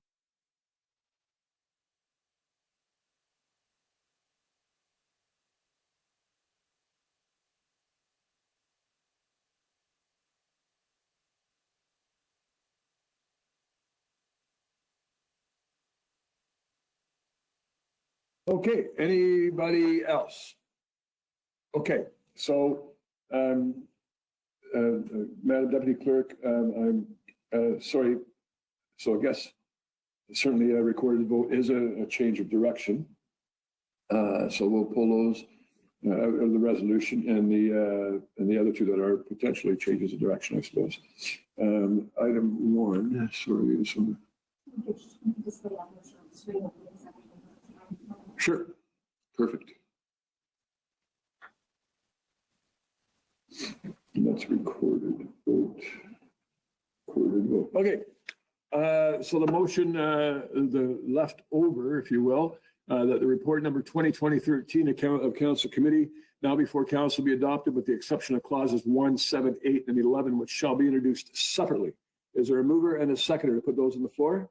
Moved by Councillor Iman, seconded by Councillor Campbell. And I'm not aware of any discussion on any of those items, but I will ask if there is any discussion on that resolution. I will now call, thank you. I will now call the question. All in favor? Carried, thank you. 178, 11, 178, 11.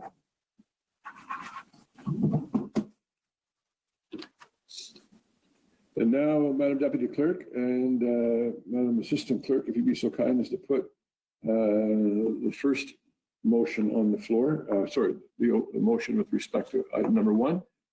And this is with respect to a retirement on staff. We got clause 1 of report number 2020-13 of Council Committee now before Council be adopted. We already have a mover and a seconder from last week, correct? We need a new one for this week. Is there a mover and a seconder to put this on the floor? For recorded vote, moved by Councillor Iman, second by Councillor Heen. Is there any further discussion? Councillor Lauer. Thank you, Mayor Clark. I pulled this to vote against it. I don't agree with the direction of this particular clause, and I think it's one of those issues that would really benefit from a bit of a rethink or basically a third try at maybe coming up with the most efficient answer possible. So I realize there's limited things you can say about this one given its origin, but anyway, just to say that I will be voting against it. Thank you very much. I would only add from the chair that it has already been postponed once, but certainly anyway, so right now we got a recorded vote and your stated stance. That's fine. Any other discussion, comment, question with respect to report item number 1? I'll now ask staff to queue us up for a recorded vote. Mayor Clark, a recorded vote has been requested. When I call your name, please state your vote by saying yes or no. I will start with Councillor Lauer. No. Sorry. Can you ask him to repeat it? Can you please repeat that, Tim? I think I know where you're going. Hear it. No. Councillor Klustra.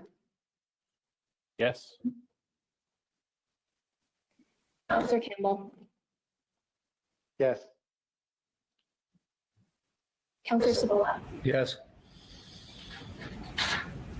Councillor Heen. She's on mute. Councillor Heen, I'll have to turn my microphone.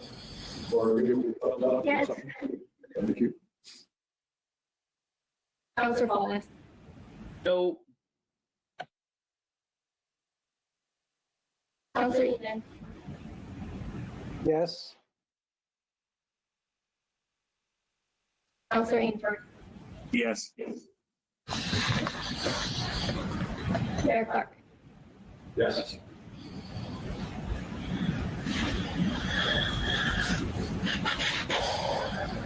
Mayor Clark, there are 7 yeas, 2 nays. The motion is carried. Thank you very much. I'll ask the staff when we are ready to put up resolution with respect to item number 8. Sorry, number 7. Hey, Mayor Clark, could Councillor Sapola mute his mic? What?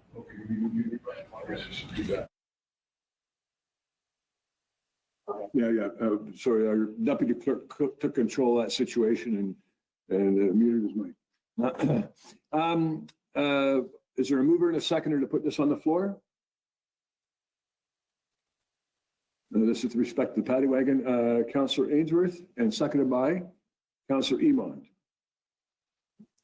That clause 7 of report number 2013 of council committee now before council be adopted. Discussion. Councillor Ainsworth. Yes, through you, Mayor Clark. I will just simply say I just wanted to pull this for a recorded vote as I made my comments last week. Thank you very much. Thank you very much, Madam Assistant Clerk. Any further questions, comments? And staff, as you did so eloquently and facilitatingly or expeditiously a few moments ago, set us up for a recorded vote, please. Yes, thank you, Mayor Clark. Once again, a recorded vote has been requested. Please indicate your vote by saying yes or no when I call your name. Councillor Ainsworth. Yes. Councillor Emond. Yes. Councillor Fallis.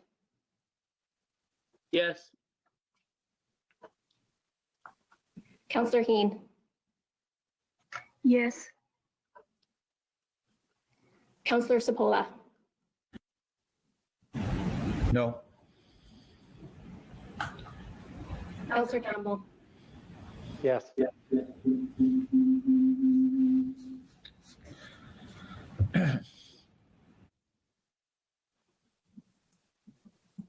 Councillor Klustra. Yes. Councillor Lauer.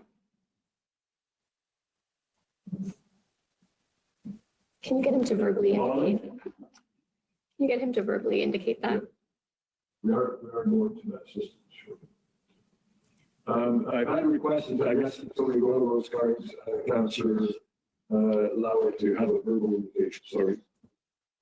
That was a no. Does that show up as on or no? I know that I was going to joke, say it's on, but it does say no. Okay. Anyway, Very well. what was the vote? Mayor Clark. Yes.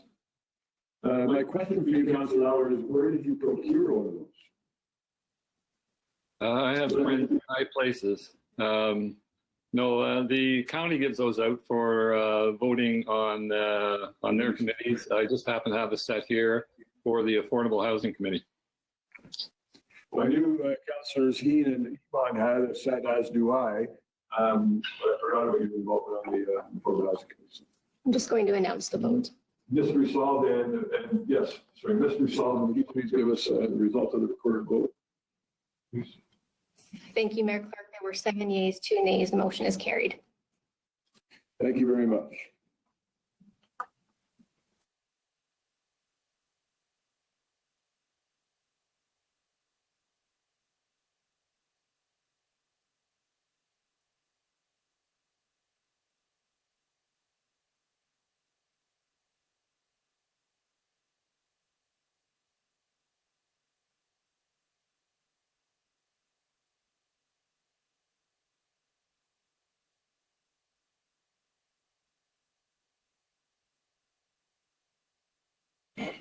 That'd be one reason I didn't get a mover and a shaker. Is there a mover and a seconder to put this on the floor for discussion? Councillor Iman moves. Councillor Heen seconds. Discussion. Councillor Heen. Thank you, Mayor Clark. Whoops, I just lost it. I am planning on voting for this report. However, can you hear my bird in the background? It's awfully loud. The answer is a definitive yes. I'm sorry about that.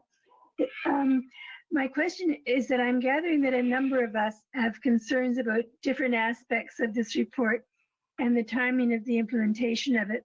So I'm wondering if we can put some sort of a preamble at the beginning of the report stating that council accepts the report in principle, acknowledging that certain aspects of the report may be changed at the time of implementation. And the examples I'm thinking of are the Terry Fox Circle, the skate park, the makeup of the parking lot next to the boat launch, parking near French's stand. Those are just mine. And I know that others have different concerns. I'm not sure of the correct wording of it, but you get the idea. And the reason I'm doing this is I'm thinking back to the Downtown Tomorrow plan. When I came on council, it had already been implemented, and I looked at it as one of the Bibles that I referred back to over and over again. So I'm thinking that when some of us go off council and future people come on, they may look at this report as one of their Bibles. So I'm thinking if we have a preamble at the beginning, just sort of saying that, you know, that it's, with this preamble at the beginning, it may say that, yes, things may change, but this is sort of the big picture. And I would like others' comments on that. Thank you. I would say from the chair, I understand what you were saying. My belief is that your amendment, proposed amendment is not necessary, because I think that's exactly the intention of this high-level plan, is to have those things come back to council as individual items for discussion, and they could evolve or change or morph. Having said that, I also don't think it's harmful to have that there, but to have your preamble there, whatever the wording may be. But I will now go to the rest of council for comment. Councillor Emont. Thank you, Mayor Clark. My comment is along the same lines as yours. Accepting this report in principle does not commit us to do anything that is in the report. It lays out a model for the future, and we have an obligation as individual councillors in our decisions to reflect and balance the history of our community, the current perception of our constituents, and what we believe will be necessary in this community in 5, 10, 15 years from now, because we're making that decision. And as every one of these decisions ultimately comes to this council or future councils for budget dollars, we at that time will be making the decision based on what we believe is the greatest and best and highest and best use for our park, based again on how we see the past, how we see what our constituents are telling us today, and what we believe the future is all about. And that's all that this is doing. Yes, there's been an outcry in the community on elements of it, but on the fact, when I talk to this 2 or 3 people that have spoken to me, and I've pointed that out, they say, oh, I didn't realize that. Well, the second part of this motion very much brings that forward, that staff will be bringing to our budgeting process this program. And the same thing happened on the Downtown Tomorrow plan. The same thing is happening on the master plan for Tuttle Park. The same thing is happening on our stormwater master plan. All of the master plans we have lay out a vision based on the best advice we can get today about the future.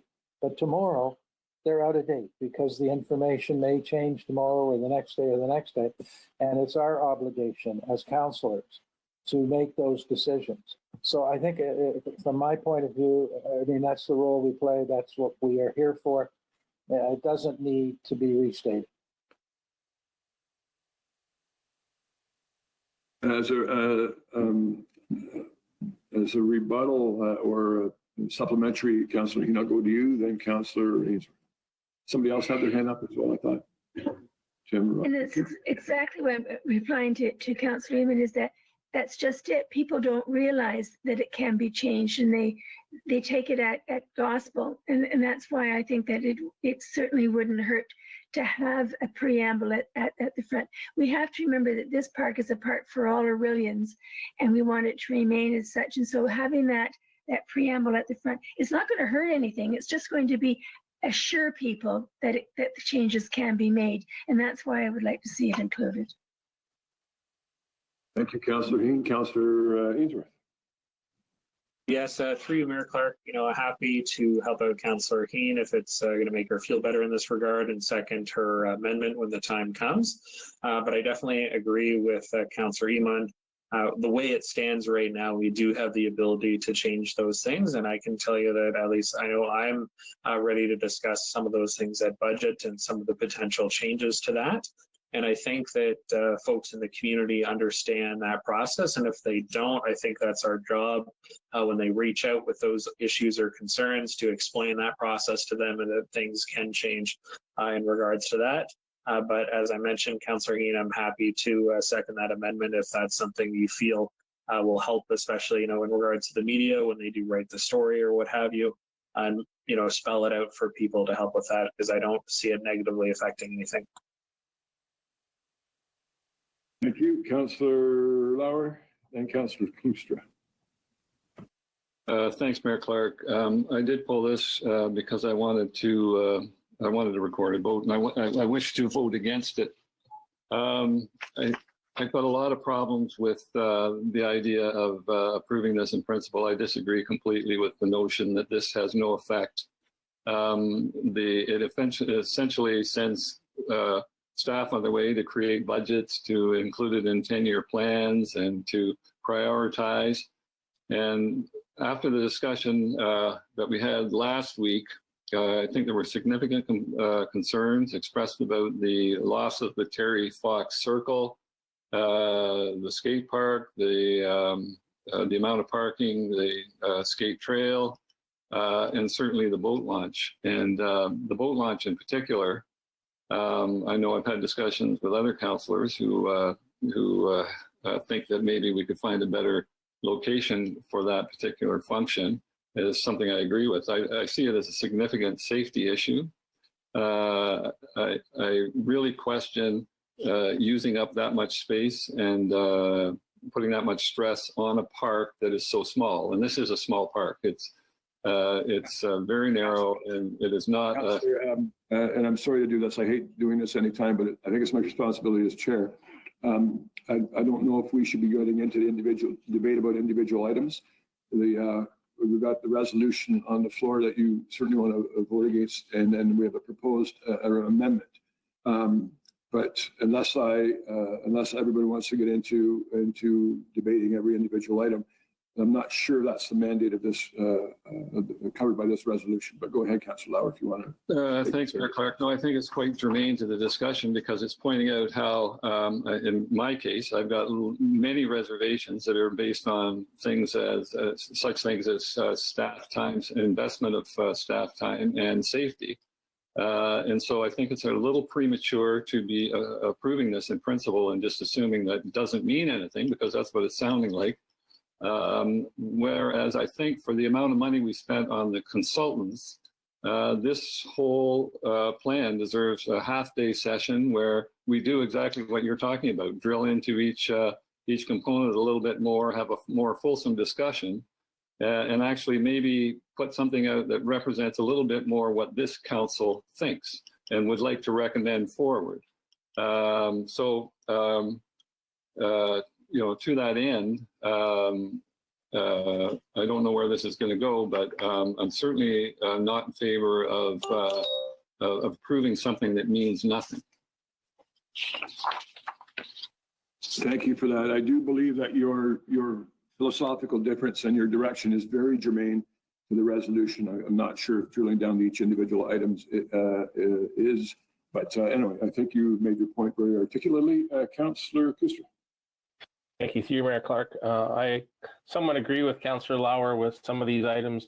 I do think we need to move the plan forward, but we need to take our time with every aspect of it. I think we need to have a lot of public input on the skate trail, on the Terry Fox Circle, on the boat launch area.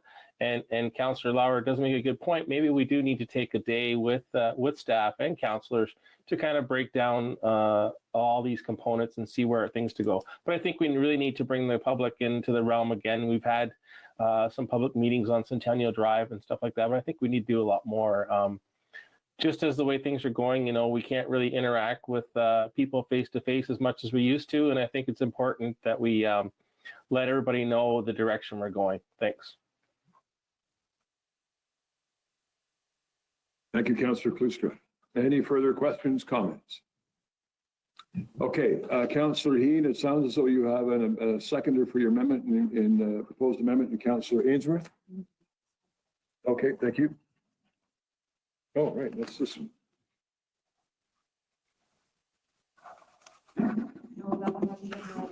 No, that's item 7. Sorry, with respect to item 8, I do have a mover and Councillor Freeman, a seconder, and Councillor Heen, that the clause 8, the resolution that is clause 8 of report number 2013 of Council Committee now before Council be adopted. We've had some discussion.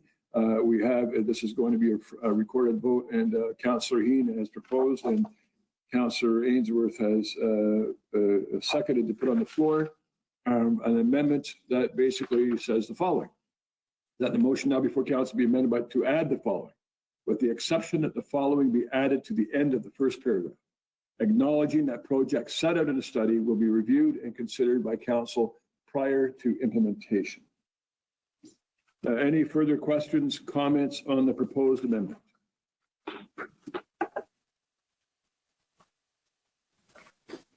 I will now, Councillor Lauer. Sorry, just to clarify, you're saying they will be implemented, but there will be discussion beforehand? It says reviewed and considered prior to implementation. Councillor Ainsworth. Yes, through Mayor Clark, I picked up on that as well when I was reading the amendment. Essentially, the amendment kind of reads that we'll consider it before it's implemented, which for me is kind of a no-go in that regard, as there's items that I'd like to review that are part of that I don't see proceeding in the future.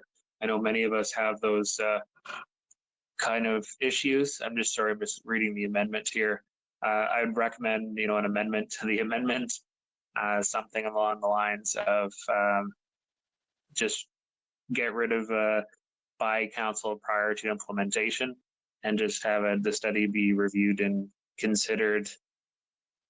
And I'm not sure the specific wording to put in there, whether it be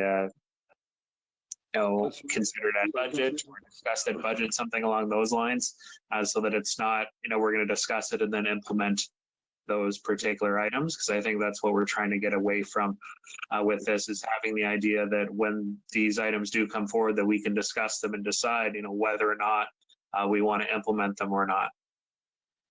I think I hear Councillor Lauer, and I hear yourself, and I think you make a good point. What about if we have acknowledging that the project set in the study will be reviewed and considered by council prior to potential implementation? Ted, on that? Yes, Mayor Clark. The report is being received. It's not being approved. It's being received. It's the intention of the report is to lay out a potential park strategy for the next 10 to 15 years. It will provide staff with guidance as to sequencing of any or all of those recommendations that are in it, so that they can then bring them to us or future councils for discussion as to whether we want to implement them and whether we want to allocate the resources that are required to implement them. To suggest that before staff does anything, we have to sit down and review the whole plan and make decisions now is exactly what Councillor Lauer is asking for. And I am totally opposed to that. We agreed as a council, we to have this study. We agreed that it was necessary to have this study. We agreed that the park systems are deteriorating, that the maintenance levels have not been lax, and that we need to refurbish these parks. We did that in the context of recognizing we were putting up for sale a significant piece of waterfront property to create fill in the gap between our parks and our downtown, and that those all had to be compatible. We went out and retained a very credible, a very competent consulting firm to give us their advice based on what they believe is the emerging and evolving best and highest and best use of those parklands in the context of how we are developing our downtown and our waterfront. I'm totally comfortable with that. I'm totally comfortable with it as a master plan. Like all of us around the table, elements of it cause me some heartburn. And those elements, when we get to debate them, I'm hoping that I'll be able to through the discussion, take a Tums that will help me feel better about whatever decision we make on that. But if we're just saying we're never going to get to the point that we make a decision, then why have we wasted all this time, all this money, and done all this planning? We've done it on all the master plans we have, lay out exactly the same thing. This one, unfortunately, because it touches a very sacred part, and I say that advisedly, of our city that many people in our community have fond memories of and don't want to see it change. But we also are having to make decisions for the 10 to 15,000 people who are going to be living here that don't live here today, who are going to replace the folks that are going to pass on and are going to come and grow in our city. And we have to make those decisions, and our next council will have to make those decisions. And that'll be out of the wisdom of all of us with all of the inputs we have. And we've got ample opportunity to do that as we go forward. The point, I think, Councillor Keane is attempting to do is to just reassure everybody out there that we will, in fact, make the effort to think those things through, to seek additional inputs from our community, to better understand at the time we make the decisions how we are making them. But to suggest that we can't even consider them until we've reconsidered the whole plan makes no sense to me. So I'm not in favor of anything other than a preface that gives our citizens the assurance that we will, in fact, have the opportunity, and they will have the opportunity to influence us and advise us on the decisions we make on the elements of the plan as we go forward. Hey, thank you. I want to make sure, thank you very much for that. I just want to make sure going forward. So right now we have a proposed resolution. We have a proposed amendment to that main motion. We've also had a request, and I think you're right, Councillor Eamon, that Councillor Hean's goal is to allay the concerns that perhaps she and others have that this is written in stone, which is not the case. I am comfortable with that, but if she wants to bring comfort to others, I'm fine. Certainly, as chair, I'm fine with contemplating that amendment. Councillor Ainsworth and Councillor Lauer have said that they're uncomfortable with the wording of the amendment as it is written. From the chair, I'm suggesting we put the word potential implementation in there, which I think, and I would ask clerk staff if that kind of fits the discussion that we're hearing. And if it does, I would suggest that we do that if there's a mover for an amendment to the amendment. Before I go any further, I am going to go to Councillor Campbell and then Councillor Sepola. Thank you, Mayor Clark. Adding that word in there as you're suggesting, I think takes care of it in my view.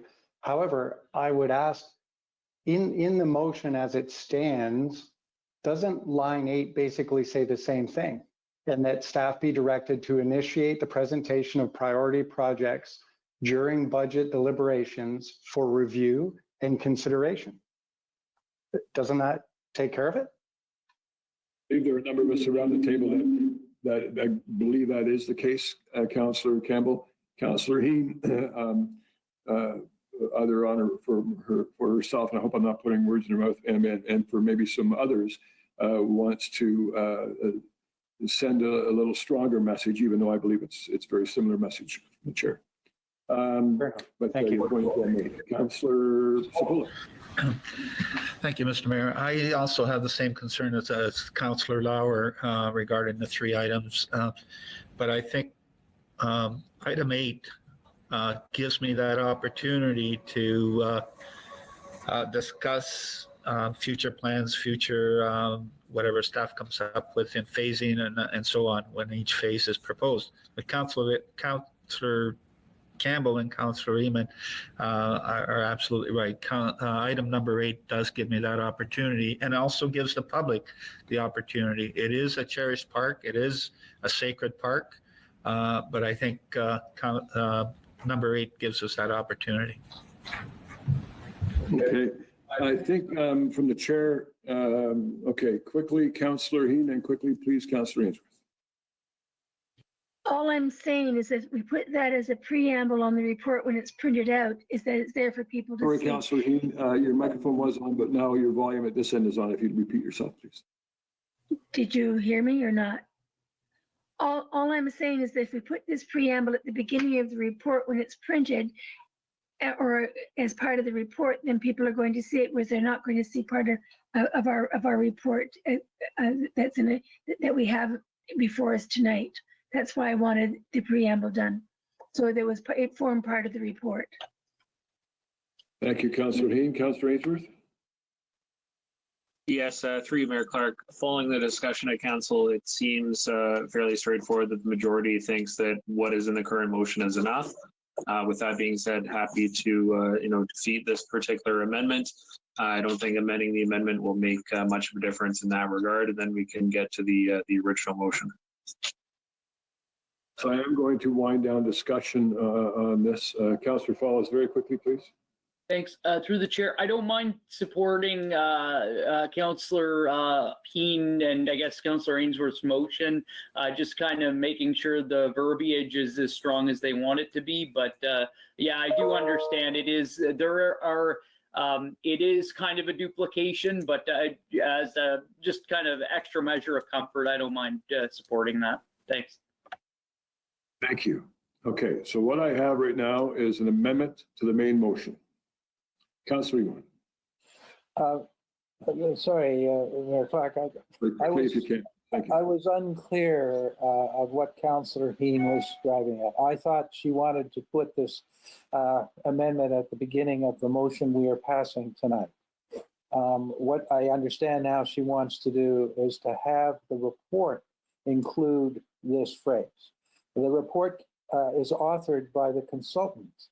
It's not authored by us. Therefore, the consultant is not in a position to tell us that any item in this, can't be done. I mean, they can write a statement that these are the recommendations that go to council or go to the city of Orillia, and it's obviously the city of Orillia that's going to decide what to do. But you don't write it. The council can't tell us what to do, is my point. So a preamble to the report is a very different thing, if you're asking for that, than having our motion tonight include the phrase that you're talking about. And the other side I would say is that any preamble in the report that is going to do this is going to have to be more than a phrase. It's going to have to be several paragraphs long to get at the point that you're really trying to talk about, which would be to reassure our citizens. Again, I'm at my personal view is that no action is going to be taken on this report until this council authorizes it to be taken. And that, and at the time we are being asked to do that, we will have to take into account whatever points of view we have at that point. Thank you for that. I didn't anticipate or interpret Councillor Heen's words that way. I may have missed something. But Councillor Heen, you're okay to have the resolution reflect your desire as opposed to the actual report, I presume? It has, I believe it has the very same effect, except that we can't make a decision, as Councillor Heenan says, for the authors of the report, but we can certainly control our own destiny. The only thing is if it's just in the resolution, it gets lost. Who's going to see it? Once it's in the resolution, we're held to the wording of that resolution under legislation. Madam CAO, would you mind popping in here for a minute? But because I'm at the moment, I'm quite comfortable from the chair that the wording in your resolution attains the comfort level that you're looking for and allows you to relay that comfort to your constituents. So I'm ready to call the question on that, but I will ask Madam CEO to hop in. Through you, Mr. Mayor, you're absolutely correct. The motion, just as members of council are aware, will be seen in minutes, and to what degree the public view the minutes of our meetings and so on. But ultimately, it lies in the overall resolution, which is a permanent document essentially. But in terms of actually amending the motion to reflect based on the discussion that I've heard around the council table, I think very clearly at this stage, Clause 8 as it is written certainly gives you that ultimate direction, which is this is a study, it's a design study, and ultimately any of the projects will come back to council for consideration. Okay, I am quite comfortable that we've had adequate discussion. There is an amendment proposed to the main resolution. Would anybody like it reread? I will now call the proposed amendment to the main motion. All in favor? That does not pass. It is lost. Now we'll go back to the main motion. Would anybody like it reread? I will now call the question on the main motion. Oh, sorry, the recorded vote. Thank you very much, Mason and Madam Deputy Clerk.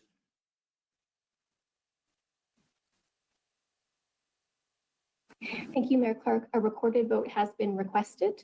When I call your name, please indicate your vote by saying yes or no. Councillor Ainsworth. Yes. Councillor Emond. Yes. Councillor Follis. Yes. Councillor Heen. Yes. Councillor Sepola. Yes. Councillor Campbell. Yes. Councillor Klustra. Yes. Councillor Lauer. No. Mayor Clark. Yes. Mayor Clark, there are 8 yeas and 1 nay. The motion is carried.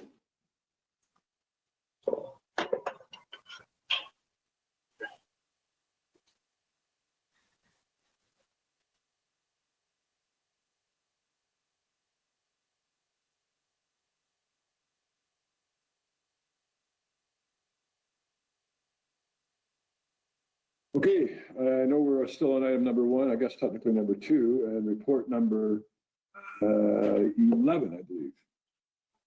Clause 11. And I will now ask that we put that clause from being forwarded from Council Committee on the screen. Is there a mover and a seconder to put this on the floor for discussion? Moved by Councillor Ainsworth, seconded by Councillor Follis. That clause 11 of report number 2013 of Council Committee now before Council be adopted. This is with respect to, where did it go? I lost it. That's, yeah, it's a the traffic calming measures. Discussion, questions, comments? Councillor Follis. Thanks, through the chair. So I thought I'd give this one last kick at the can here.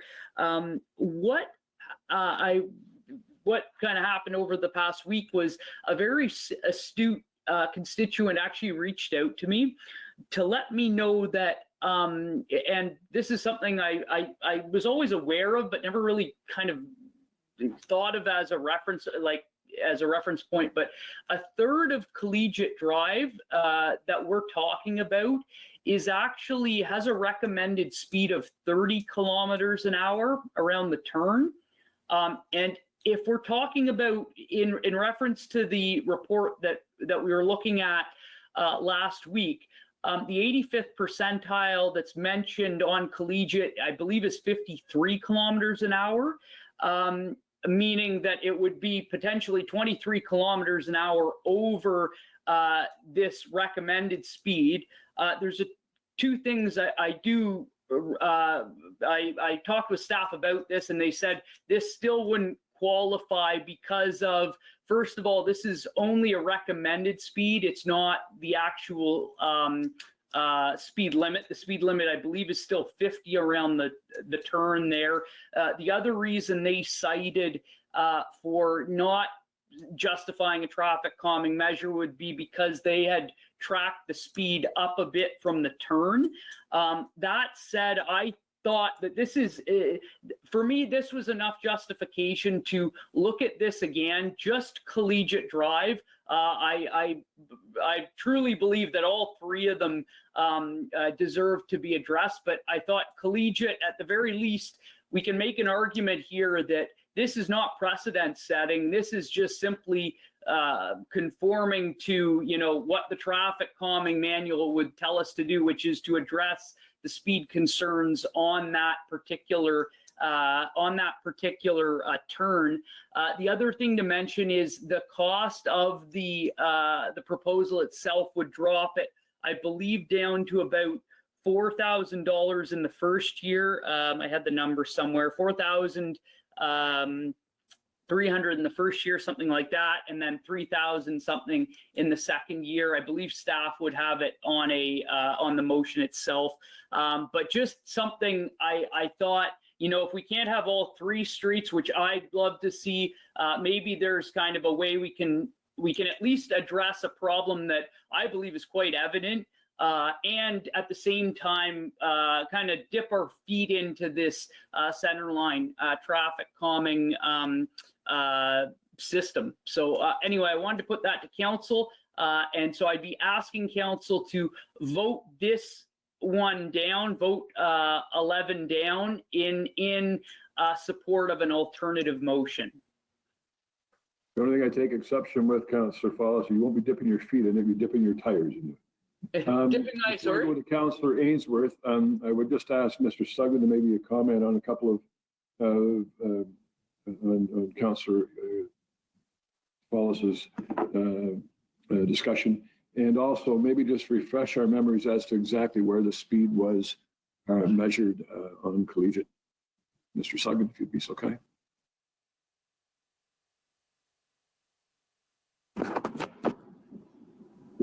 Thank you, Mayor Clark. Unfortunately, I don't have the information as to where exactly our staff were sitting when they were doing the traffic count and gathering the speed data with the device. I'd have to follow up on that. But the issue that Councillor Follis has summarized, I believe he's done an accurate job of summarizing the speed recommendation on the curve. It's a 30 kilometer an hour recommended design speed for that curve. So, but that's not an enforceable speed limit. So the data that was cited in that report refers to the speed limit of the road, and that's where the 85th percentile is applied to. So you're free to travel faster than 30 kilometers an hour around that curve if you wish, if the conditions warrant that and your car and driving skills can handle it. So, so I think he summarized it as accurately as we can. We did discuss his proposed motion before this meeting. Thank you. The reason I asked the question about where the speed was being recorded, because if it was not on the bend, then it would be a slightly different discussion. But if it is on the bend, then maybe Councillor Follis would be a little more merit to, there'll be some more merit to some of those comments. Councillor Hean, then Councillor Foss. I have a question through you to Mr. Sugden. How can you have a speed limit that's not enforceable? I don't believe it is a speed limit. I think it's a recommended speed, but Mr. Sugden? That's correct, Mayor Clark. You've just answered the question. It's when it's a yellow sign, it's an advisory or cautionary sign, and it's not it doesn't have the word limit in it. It's a recommended speed. So for caution purposes, any other speed limit, which are the black and white signs, actually have the word limit on it. So that's the upper limit you're allowed to drive at, and that's how the speed traffic infractions would be enforced. Thank you. I have Councillor Follis, then Councillor Ainsworth. I wanted to provide a little detail on the pricing change, just so the numbers are exact, everyone's aware of them. So it would be up front, the cost would be $4,300, and then going forward after that, $3,950. And that, again, just kind of going back to our discussion prior, the majority of that cost is staffing. A small portion, a portion of it, but more of the small side of things is the actual signs itself. Thanks. Thank you, Councillor Foss. Councillor Ainsworth? Yes, through you, Mayor Clark, I had the same individual, I believe. I think it was probably George who reached out to Councillor Follis, the sign is literally in front of his house there, and he reached out to me regarding that. So chatting with staff, it was pretty clear that they counted up the street from that in the 50 zone. I was not aware. I actually learned something tonight on council, which is exciting, that it's a recommended speed in the 30s. I never knew that, and I'm not going to drive any faster as a result of that. And I think that the majority of people actually think that that's a speed limit, so it should actually encourage people to slow down more in that particular area, which I think is wonderful. But for me, I'm happy to support this motion moving forward to receive his information. I won't, make as many statements as I did last week, but it's really as simple as this. The facts speak for themselves, regardless of the amount of money. It's, are we making a decision that's actually impacting change? The facts say that these areas do not qualify under a traffic calming policy. And even if we did put in these, traffic calming measures, statistically would only decrease the average speed by about 5 kilometers an hour. Well, when you have a 50 zone and you already have people going 40 kilometers an hour, well, they're already 10 kilometers under the speed limit. So to slow them down on average, another 5 isn't really making a big impact at the end of the day, because people are already not speeding in those areas on average. And then when you're dealing with the specific people who decide to speed and go, as mentioned last week, 110 kilometers an hour in a 50 zone, well, regardless of what you put in place there, those people aren't going to slow down because they don't care what the speed limit is, and to be quite frank, they're being idiots and should be treated as such when they get caught by the police.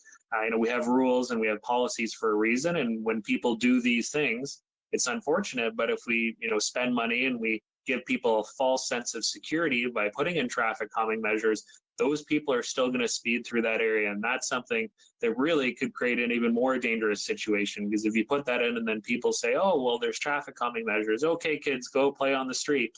And then some, Yahoo comes speeding through there going 110 kilometers. Well, you're going to run into some issues. So it's better to follow the facts and, base your decisions based on that logic. Thank you, Councillor Ainsworth. I don't have anybody else in queue.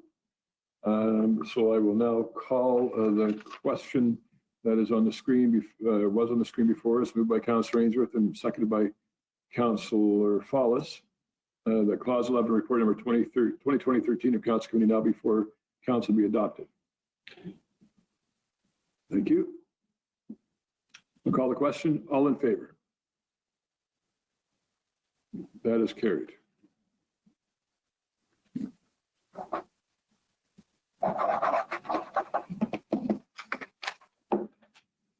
Okay, I think we're out of reports.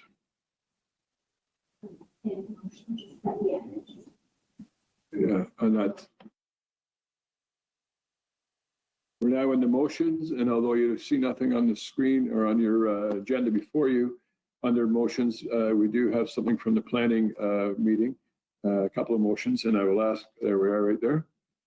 Is there a mover and a seconder to put this on the floor for discussion? Moved by Councillor Ainsworth. Second by Councillor Emond. Thank you. That further to the report. Sorry, further to the public meeting of council held on this very day, October 26, 2020, council approves zoning bylaw amendment application number D14890, housekeeping amendment number 6, file number D14890, in accordance with the zoning bylaw amendment for 200 Valley Road as set out in Schedule B, to report DSE 2029 dated October 14th, 2020 from the Development Services and Engineering Department. Any further discussion? I'll call the question. Thank you. All in favor? Carried. Thank you.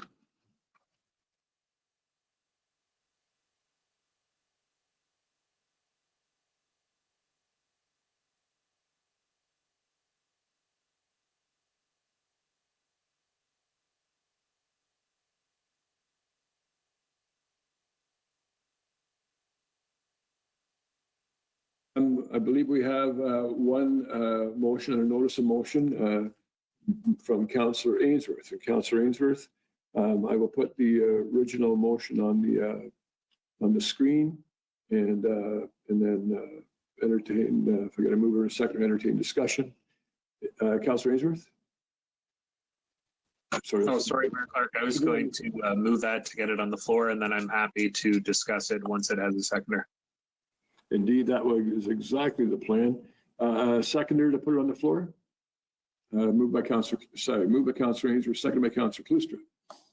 That, as recommended in report MC 2007, dated October 20th, 2020, from Councillor Ainsworth regarding children at play safety signs, Chapter 832 of the City of Orillia Municipal Code. Thank you. Signs be amended by Municipal Code signs be amended by adding the provisions set out in Schedule B of Staff Report DSC 2027, dated October 13th, 2020, from the Development Services and Engineering Department. Discussion. Councillor Ainsworth.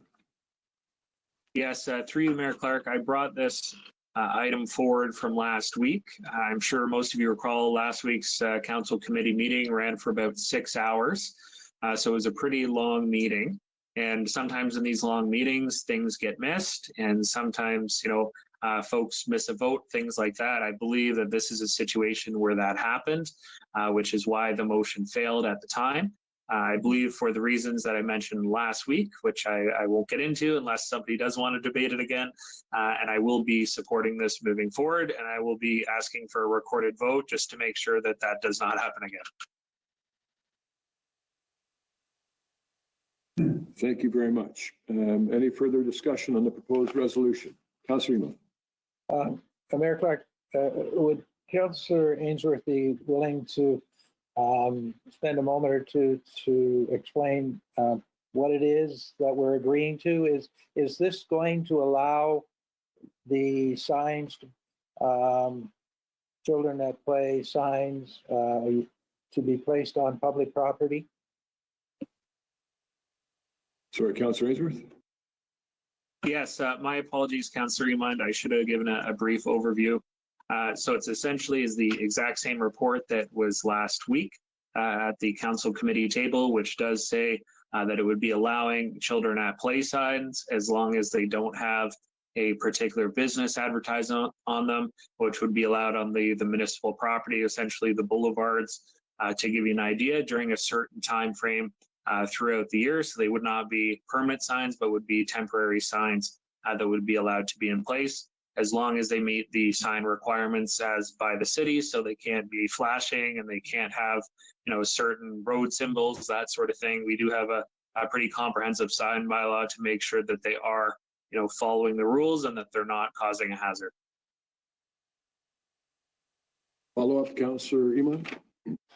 Yes, to say that I will not be supporting this motion and my primary reason for not supporting that is the very argument that Councillor Ainsworth put forward against item number 11 in the council debate, is that signage of this nature will not stop the traffic, particularly those who are the most dangerous. And at the same time, I do believe that it may give the residents and the children a sense of confidence, so they won't be as cautious while they are out on the street.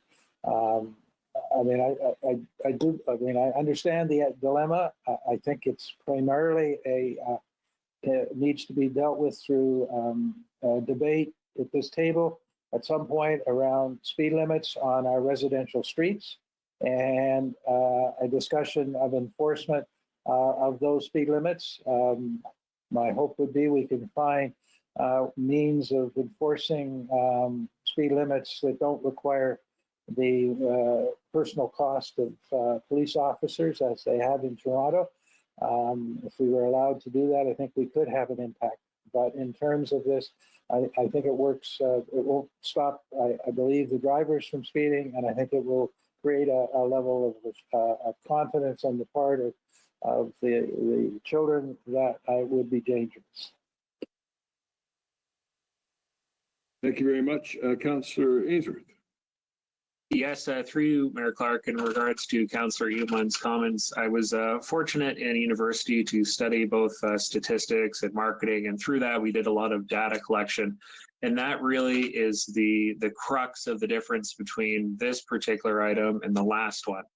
In regards to the traffic calming measures that we discussed and voted against earlier, there was hard factual data of, we measured this, here was the outcome, the vehicles were going this particular speed.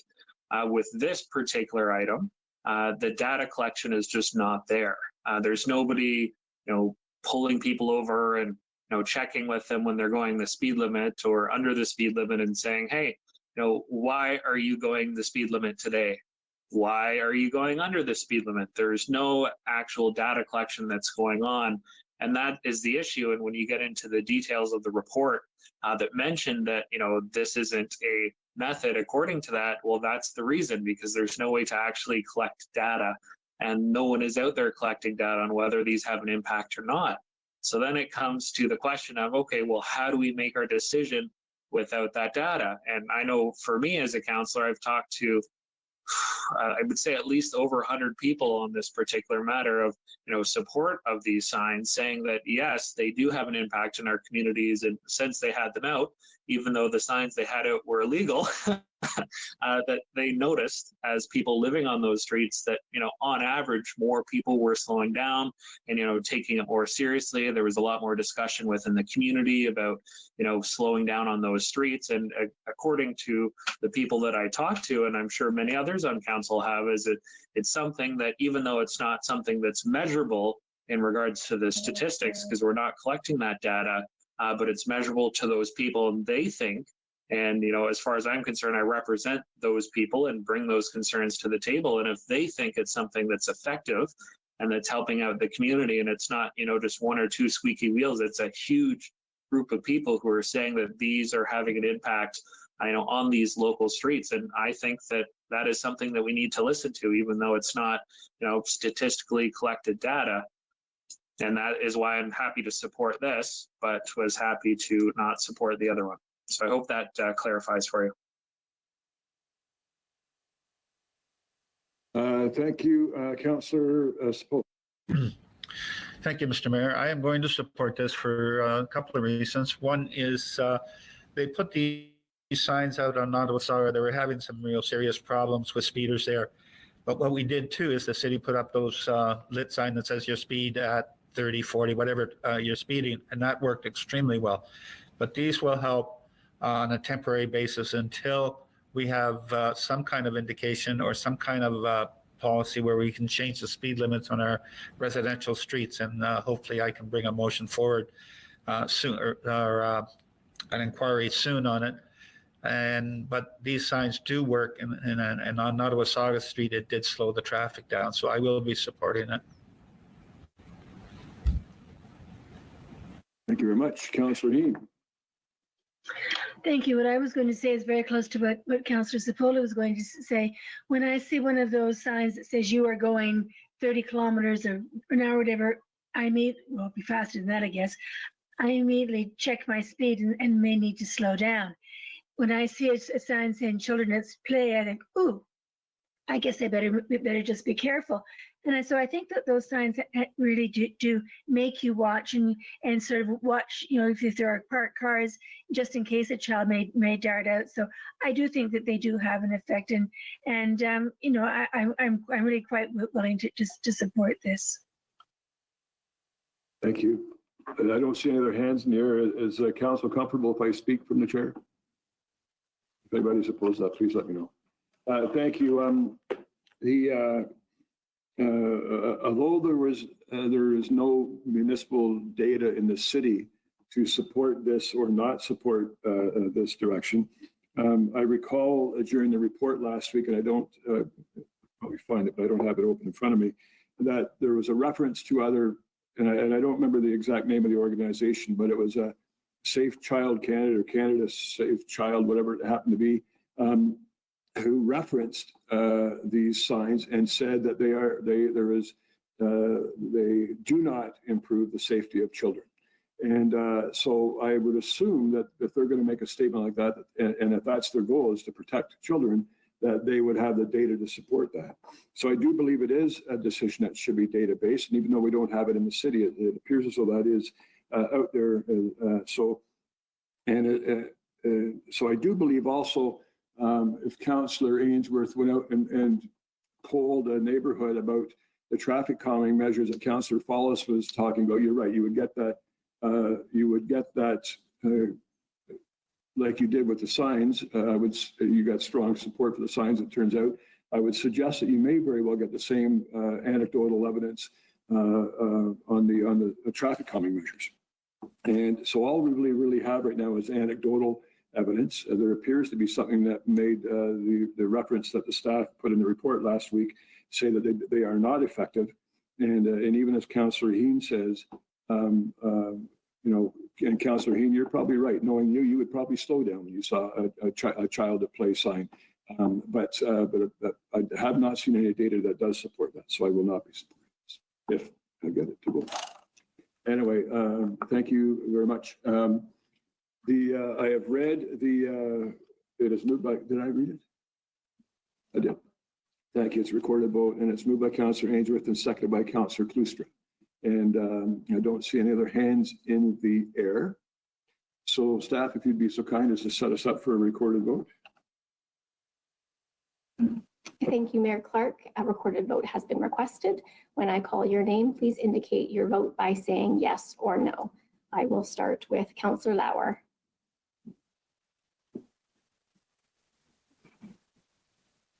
No. Councillor Cloustra. Yes. Councillor Campbell. No. Councillor Sepola. Yes. Councillor Heen. Yes. Councillor Follis. Yes. Councillor Emond. No. Councillor Ainsworth. Yes. Sorry, can you get me to repeat that? Yes. Thank you. Mayor Clark. No.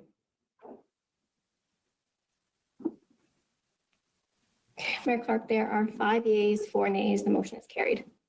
Thank you very much for the discussion.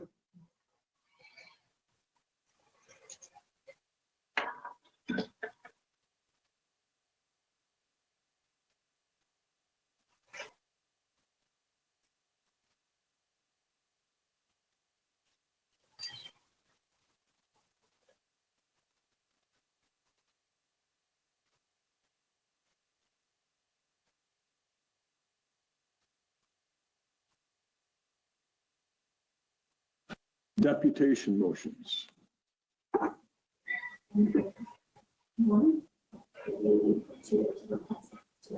Right. I do believe that we'll hear something, a resolution from the first deputation at some point. What we didn't today with respect to number 2, there was the proposed resolution in their presentation that they were looking for support from. So if you'd be so kind, I suppose so. Is there any discussion? Yeah, I think that was a request. We'll see if there's a mover and a seconder to put on the floor for discussion. I will read it if everybody wishes. Whereas a healthy environment provides a foundation for healthy communities, healthy people, and a healthy economy.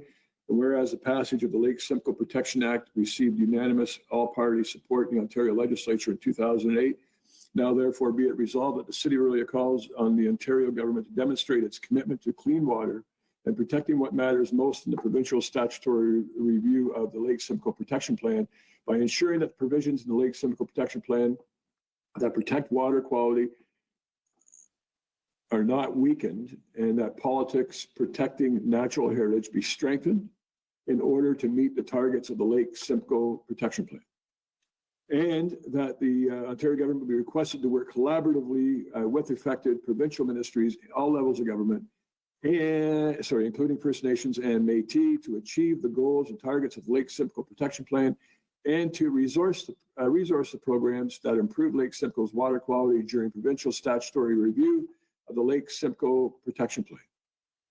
And that copies of this resolution be provided to the Ontario Premier Doug Ford, Opposition Leader Andrea Horvath, MPP Jill Dunlop, MPP John Fraser, MPP Mike Schreiner. My screen is partly blocking out that resolution. Thank you. MPP Mulrooney, MPP Jeff Urick, Minister of the Environment, Conservation and Parks. Is there a mover and a seconder to put this on the floor? Moved by Councillor Fallis. I don't see a seconder. All right. Councillor Lauer, is that a comment or a seconder?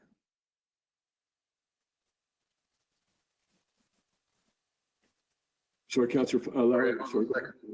Seconder? Okay, so moved by Councillor Fallis, seconded by Councillor Lauer. Put that forward, that motion. I'll entertain discussion. Councillor Lauer. Thanks, Mayor Clark. Certainly wanted to get this on the floor, given the effort people put into bringing it forward. But I would have a question. I wonder if I can funnel it through you to Mr. Sugden, whether there are any implications in this regard. I'm just thinking, I'm very supportive of all the work that's being done on Lake Simcoe, obviously. I think they've done wonderful work. But I'm also very comfortable with our position in relation to the Lake Simcoe Authority. And I'm wondering, are we sending a bit of a mixed message here if we are to sign this and send this off to the ministry? Might we get a letter back saying, yeah, we'll gladly jump in as soon as you do? So I don't know if that's a fair question, Ian, but if you have any comments, I'd appreciate it.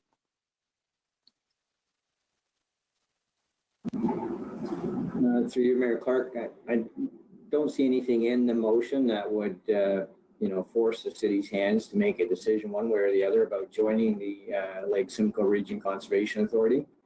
We already have a number of practices in place that we do to ensure that we comply with or conform to the Lake Simcoe Protection Plan, Lake Simcoe Protection Act as well. Those policies are embedded in our official plan. As Council said earlier, after the deputation, we've recently invested millions of dollars to improve our sewage treatment plant to include tertiary treatment to remove phosphorus. We have programs through our site plan approval process for shoreline development where we're already implementing the Lake Simcoe Protection Plan, both on the Lake Simcoe watershed as well as in the Lake Couchiching watershed. So I think, we're taking a leadership approach in many different ways, including our stormwater management upgrades that we have in the Stormwater Management Master Plan, and our fees for stormwater fees that we charge as well. So, but I don't see anything in that motion that would require us to become members of the Lake Simcoe Region Conservation Authority. Okay, thank you. Thank you. I could add to Ian's comments that Yeah, I don't think membership in the Conservation Authority is a precursor or even a subsequent direction we have to take to pass this motion, should that be council's decision.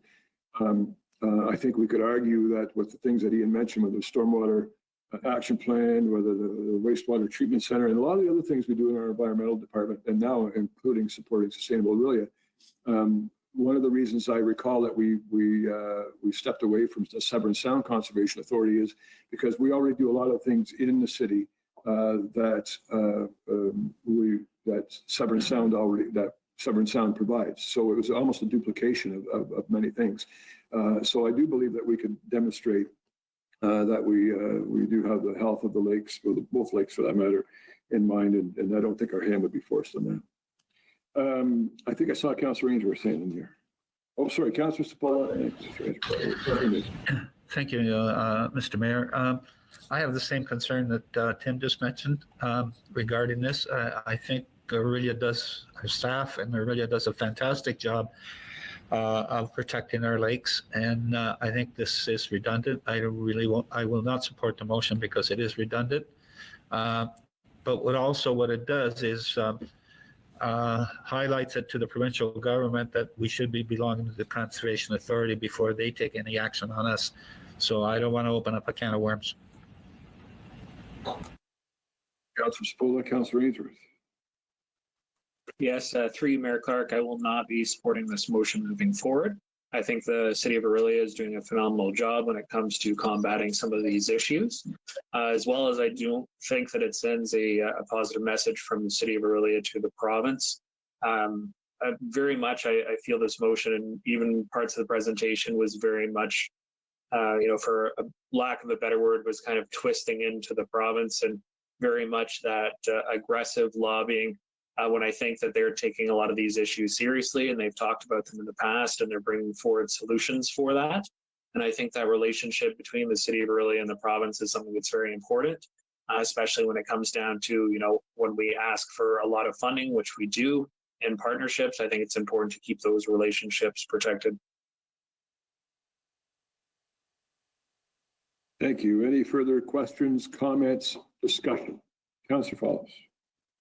Thanks. Through the chair, I'm really very much in support of this motion. I hope other council members will support it. I think, we have an opportunity to use our voice to really emphasize the importance of certain environmental protections, because the reality is at the municipal level, there's only so much that we have the power to do. And really it comes to, the next levels of government, both provincial and federal. And this is an important message to be sending to the province. And I really hope they'll listen to this. And I hope fellow council members will support it. Thanks.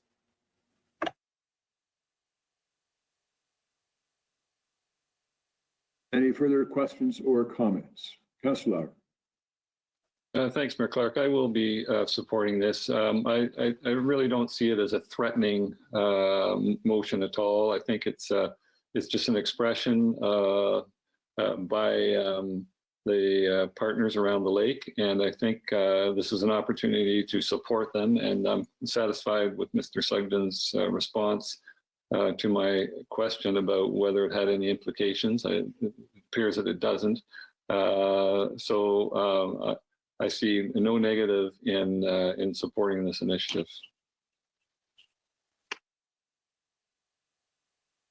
Councillor Wynne. Thank you, Mayor Clark. I'm not going to support the motion as it reads. For I think much the same reason that Councillor Ainsworth has stated, is that it implies that the provincial government is abandoning its commitment to the Lake Simcoe watershed.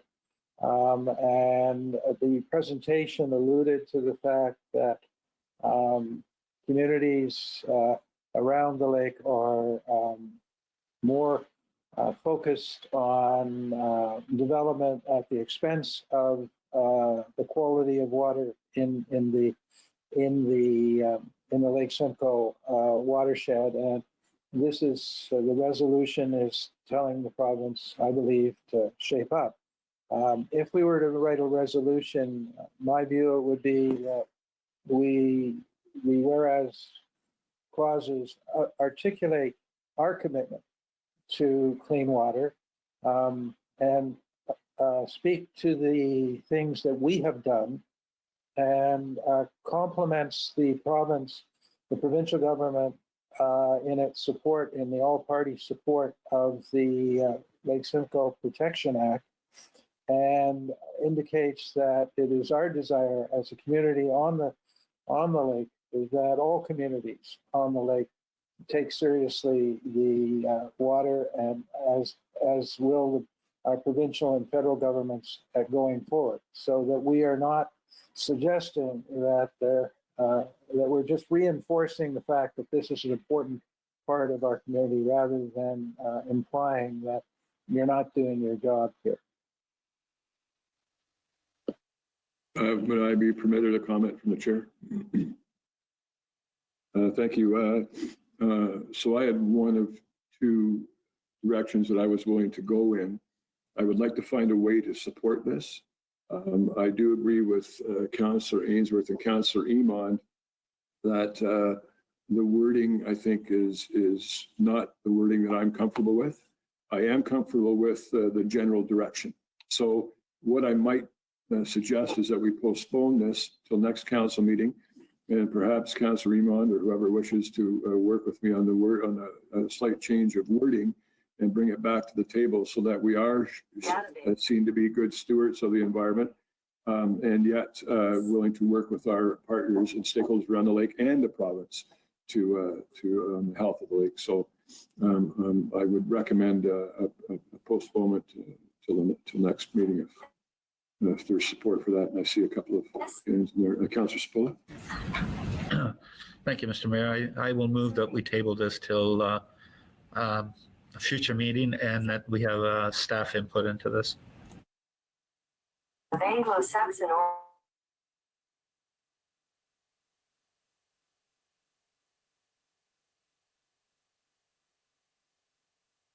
Councillor Lauer. Councillor Lauer, are you seconding? Or no, I wanted to speak or ask a question, actually. Sure. Is it on process? No, it's about the actual direction we're going. All right. Can I just see if there is a seconder for that the postponement? Thank you, Mason and Tim. So now I will entertain discussion. Sorry, we have the original motion that you can still discuss, or and then when we're done that, I'll entertain discussion on the motion. Tim.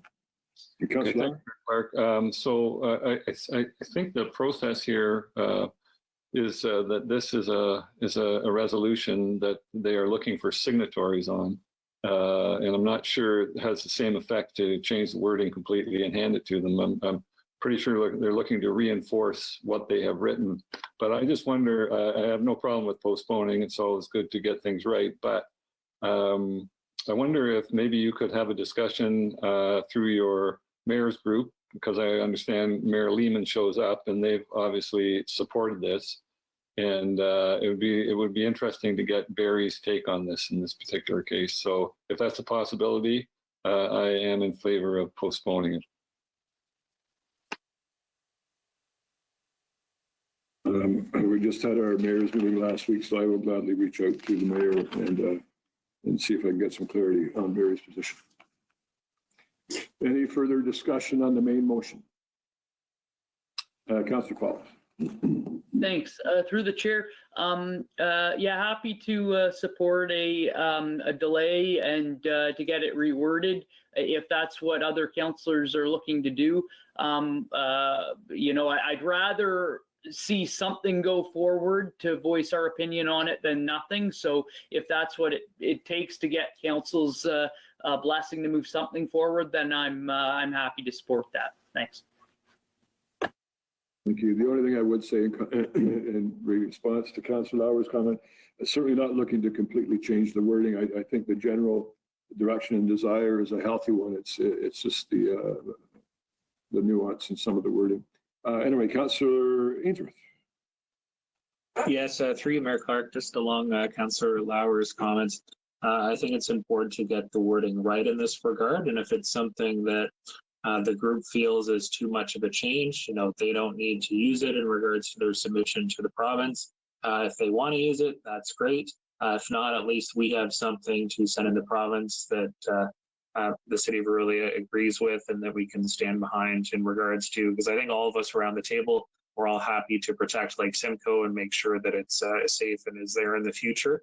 And I think that will reinforce that point. And hopefully they decide to use that motion that we put forward. And if not, they don't need to. Thank you, Councillor Ainsworth. Any further discussion on the main motion? Any discussion on the motion to postpone? For November 9th, thank you. I will now call the question on the motion to postpone. All in favor? That is carried. Thank you.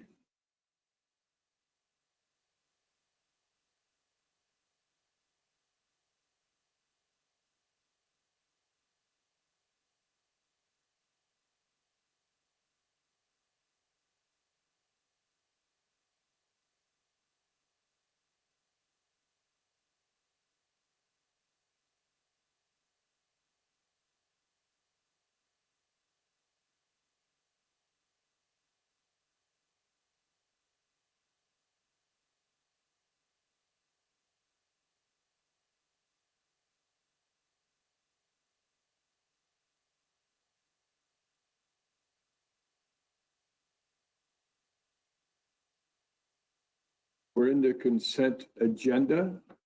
Just a reminder for those at home, consent agenda is treated largely the way the reports. Part of the agenda is in the reports. It's basically all the items coming forward from council committee from the previous week that have been discussed and debated and put forward in a motion, in a direction put forward. Consent agenda is somewhat similar. There are sometimes items that we receive at the city. Sometimes they'll come in as CIP accounts or information package, as is the case tonight, and some items are one item, and they go in our consent agenda. So, Madam Deputy Clerk, if you would enlighten this chair and the person sitting in it as to anything that's being pulled for a change of direction. I understand that the same person, the chair, has a conflict on a couple of items, so I'll be stepping away. Mayor Clark, at this time, I am only aware of your conflicts declared on items 5 and 6 being pulled to be discussed and voted on separately. So kind as to have a motion that enshrines the rest of the items, then I will hang around for that part of the discussion, and then I will step away for the other two. Councillor Heen, do you have a question on process?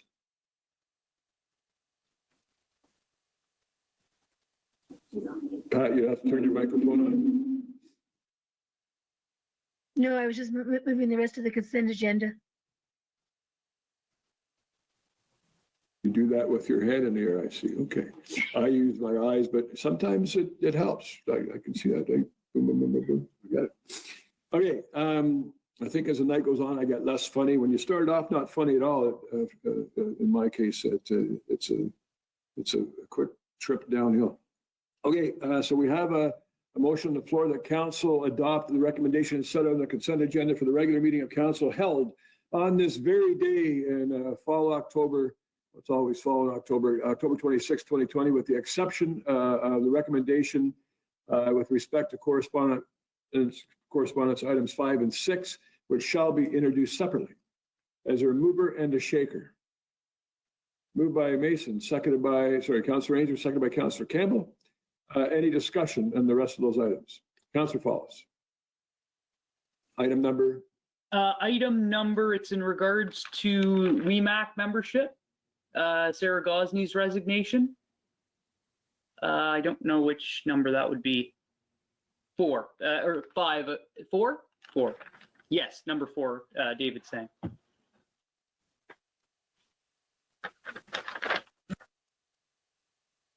Do you want me to go ahead? Oh, that's a great idea. Go ahead, please. Sounds good. Thanks.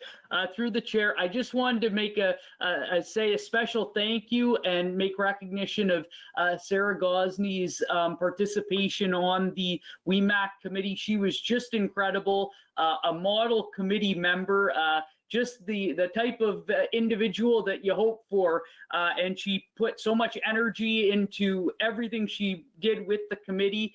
You might remember a couple months ago, the Take a Bag, Leave a Bag program. That was entirely her initiative, and she led that, and she built the boxes, talked to the grocery stores and put them out there, and then designed the manual on how to kind of lay it out going forward. So just incredible. The other story I thought I'd just share very quickly was we were doing the Santa Claus parade, I believe it was last year, and it was WEMAC partnering with the Sunshine Youth Senate. And so Sarah was planning on being one of the mascots. And unfortunately, I can't remember, it was a knee break or a leg break at the last moment, the last day or so before we were doing it. And so she not only said she felt like she couldn't cover for that, so she got her husband to fill in for as mascot. So she was just incredible. And I just wanted to say shout out to her in Australia for all the work she did. And we certainly miss her on the WEMAC committee. Thank you. Thank you, Jay. I will, Councillor Foss, I will say I never personally met her, but I have an affinity for some of those folks from Australia. But what I will say is I do remember reading her CV when she applied for that committee, and thinking how fortunate we were to have her background and expertise on that committee. So I would just echo some of the comments you made. Any further discussion? I do have a question on item number 3, and I'm sorry, I should have asked this question before now, not necessarily in a public forum. Ron Spencer, I think, brings great value to the downtown and downtown management board. He did well. He was a merchant there. My question is, I think he's just recently been reinstated on the DOMB. I know on council you have to either own property or a business or some criteria in which on which you need to fulfill to be a member of council. Is there similar criteria for being a member of the DOMB or no? You have to be a member of the DIA. Okay. So we did waive that policy. Okay, good. Thank you. I'm glad to hear that. I just hate to bump into a situation. So thank you for reminding me of something that we already did. And it won't be the last time you'll have to do it. Anyway, okay, any further comments on the consent agenda resolution before you? I will now call the question on that very resolution. All in favor? That is carried. Thank you. Councillor Fallis, would you be so kind as to take the chair from your residence, and I will now step away. I would be honored. This is my first time serving as chair, so hopefully I keep thank you very much. Hopefully I keep everything in the right direction here. I just hope by the end of this, I don't somehow guide us to voting on legislation that has to do with a totally different municipality. So hopefully we keep things going here. So what I'm going to do is, I believe we're speaking to first the clause number 5. So can I ask the clerks to display the motion for clause 5 on the screen?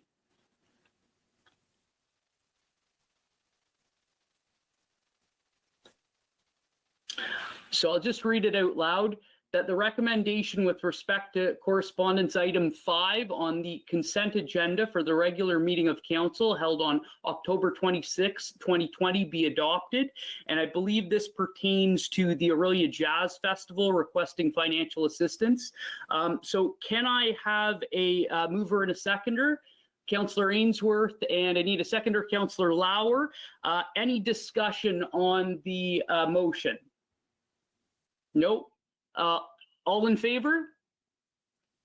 That is carried. My first official motion carried. So we'll move on to, thank you. We're going to move on to clause number 6 now. So I'll ask the clerks to put that one up on the screen as well. So I'll just read it out loud. That the recommendation with respect to correspondence item 6 on the consent agenda for the regular meeting of council held on October 26, 2020 be adopted. And so that's just pertaining to the Roots North Music Festival, requesting financial assistance. So can I have a mover and a seconder? Mover Tim Lauer, seconder Pat Heen. Any discussion? All in favor? That is carried, and I believe I can now ask Steve to take back over from me. And luckily, nothing went too awry.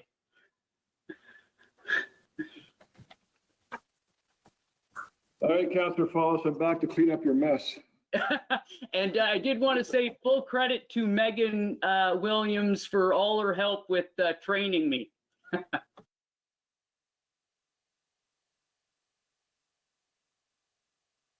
For future meetings, well, I'm sure. All righty. We're now into bylaws. Sorry, it's bylaws that came from the CIP, I think, not necessarily consent agenda. Yes. Okay. So then the bylaws tonight will include the housekeeping amendment we passed earlier in the meeting from our planning meeting. Okay, so I'll wait for the first set of bylaws to appear on the screen. Here they are. Is there a mover and a seconder to put those on the floor? Then I'll read it. Thank you, Mason. Seconded by Ralph. Thank you. And the resolution is as follows. Oh, so now Councillor Follis needs to sign that. Yeah.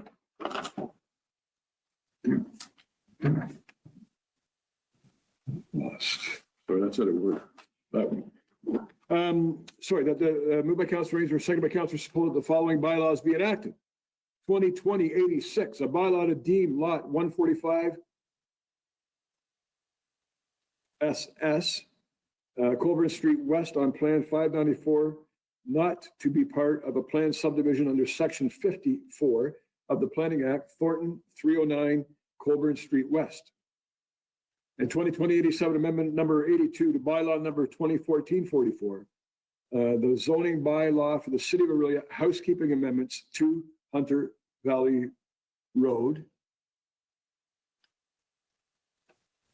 Is there any further discussion on those two proposed bylaws? I'll call the question. All in favor? Carried. Thank you.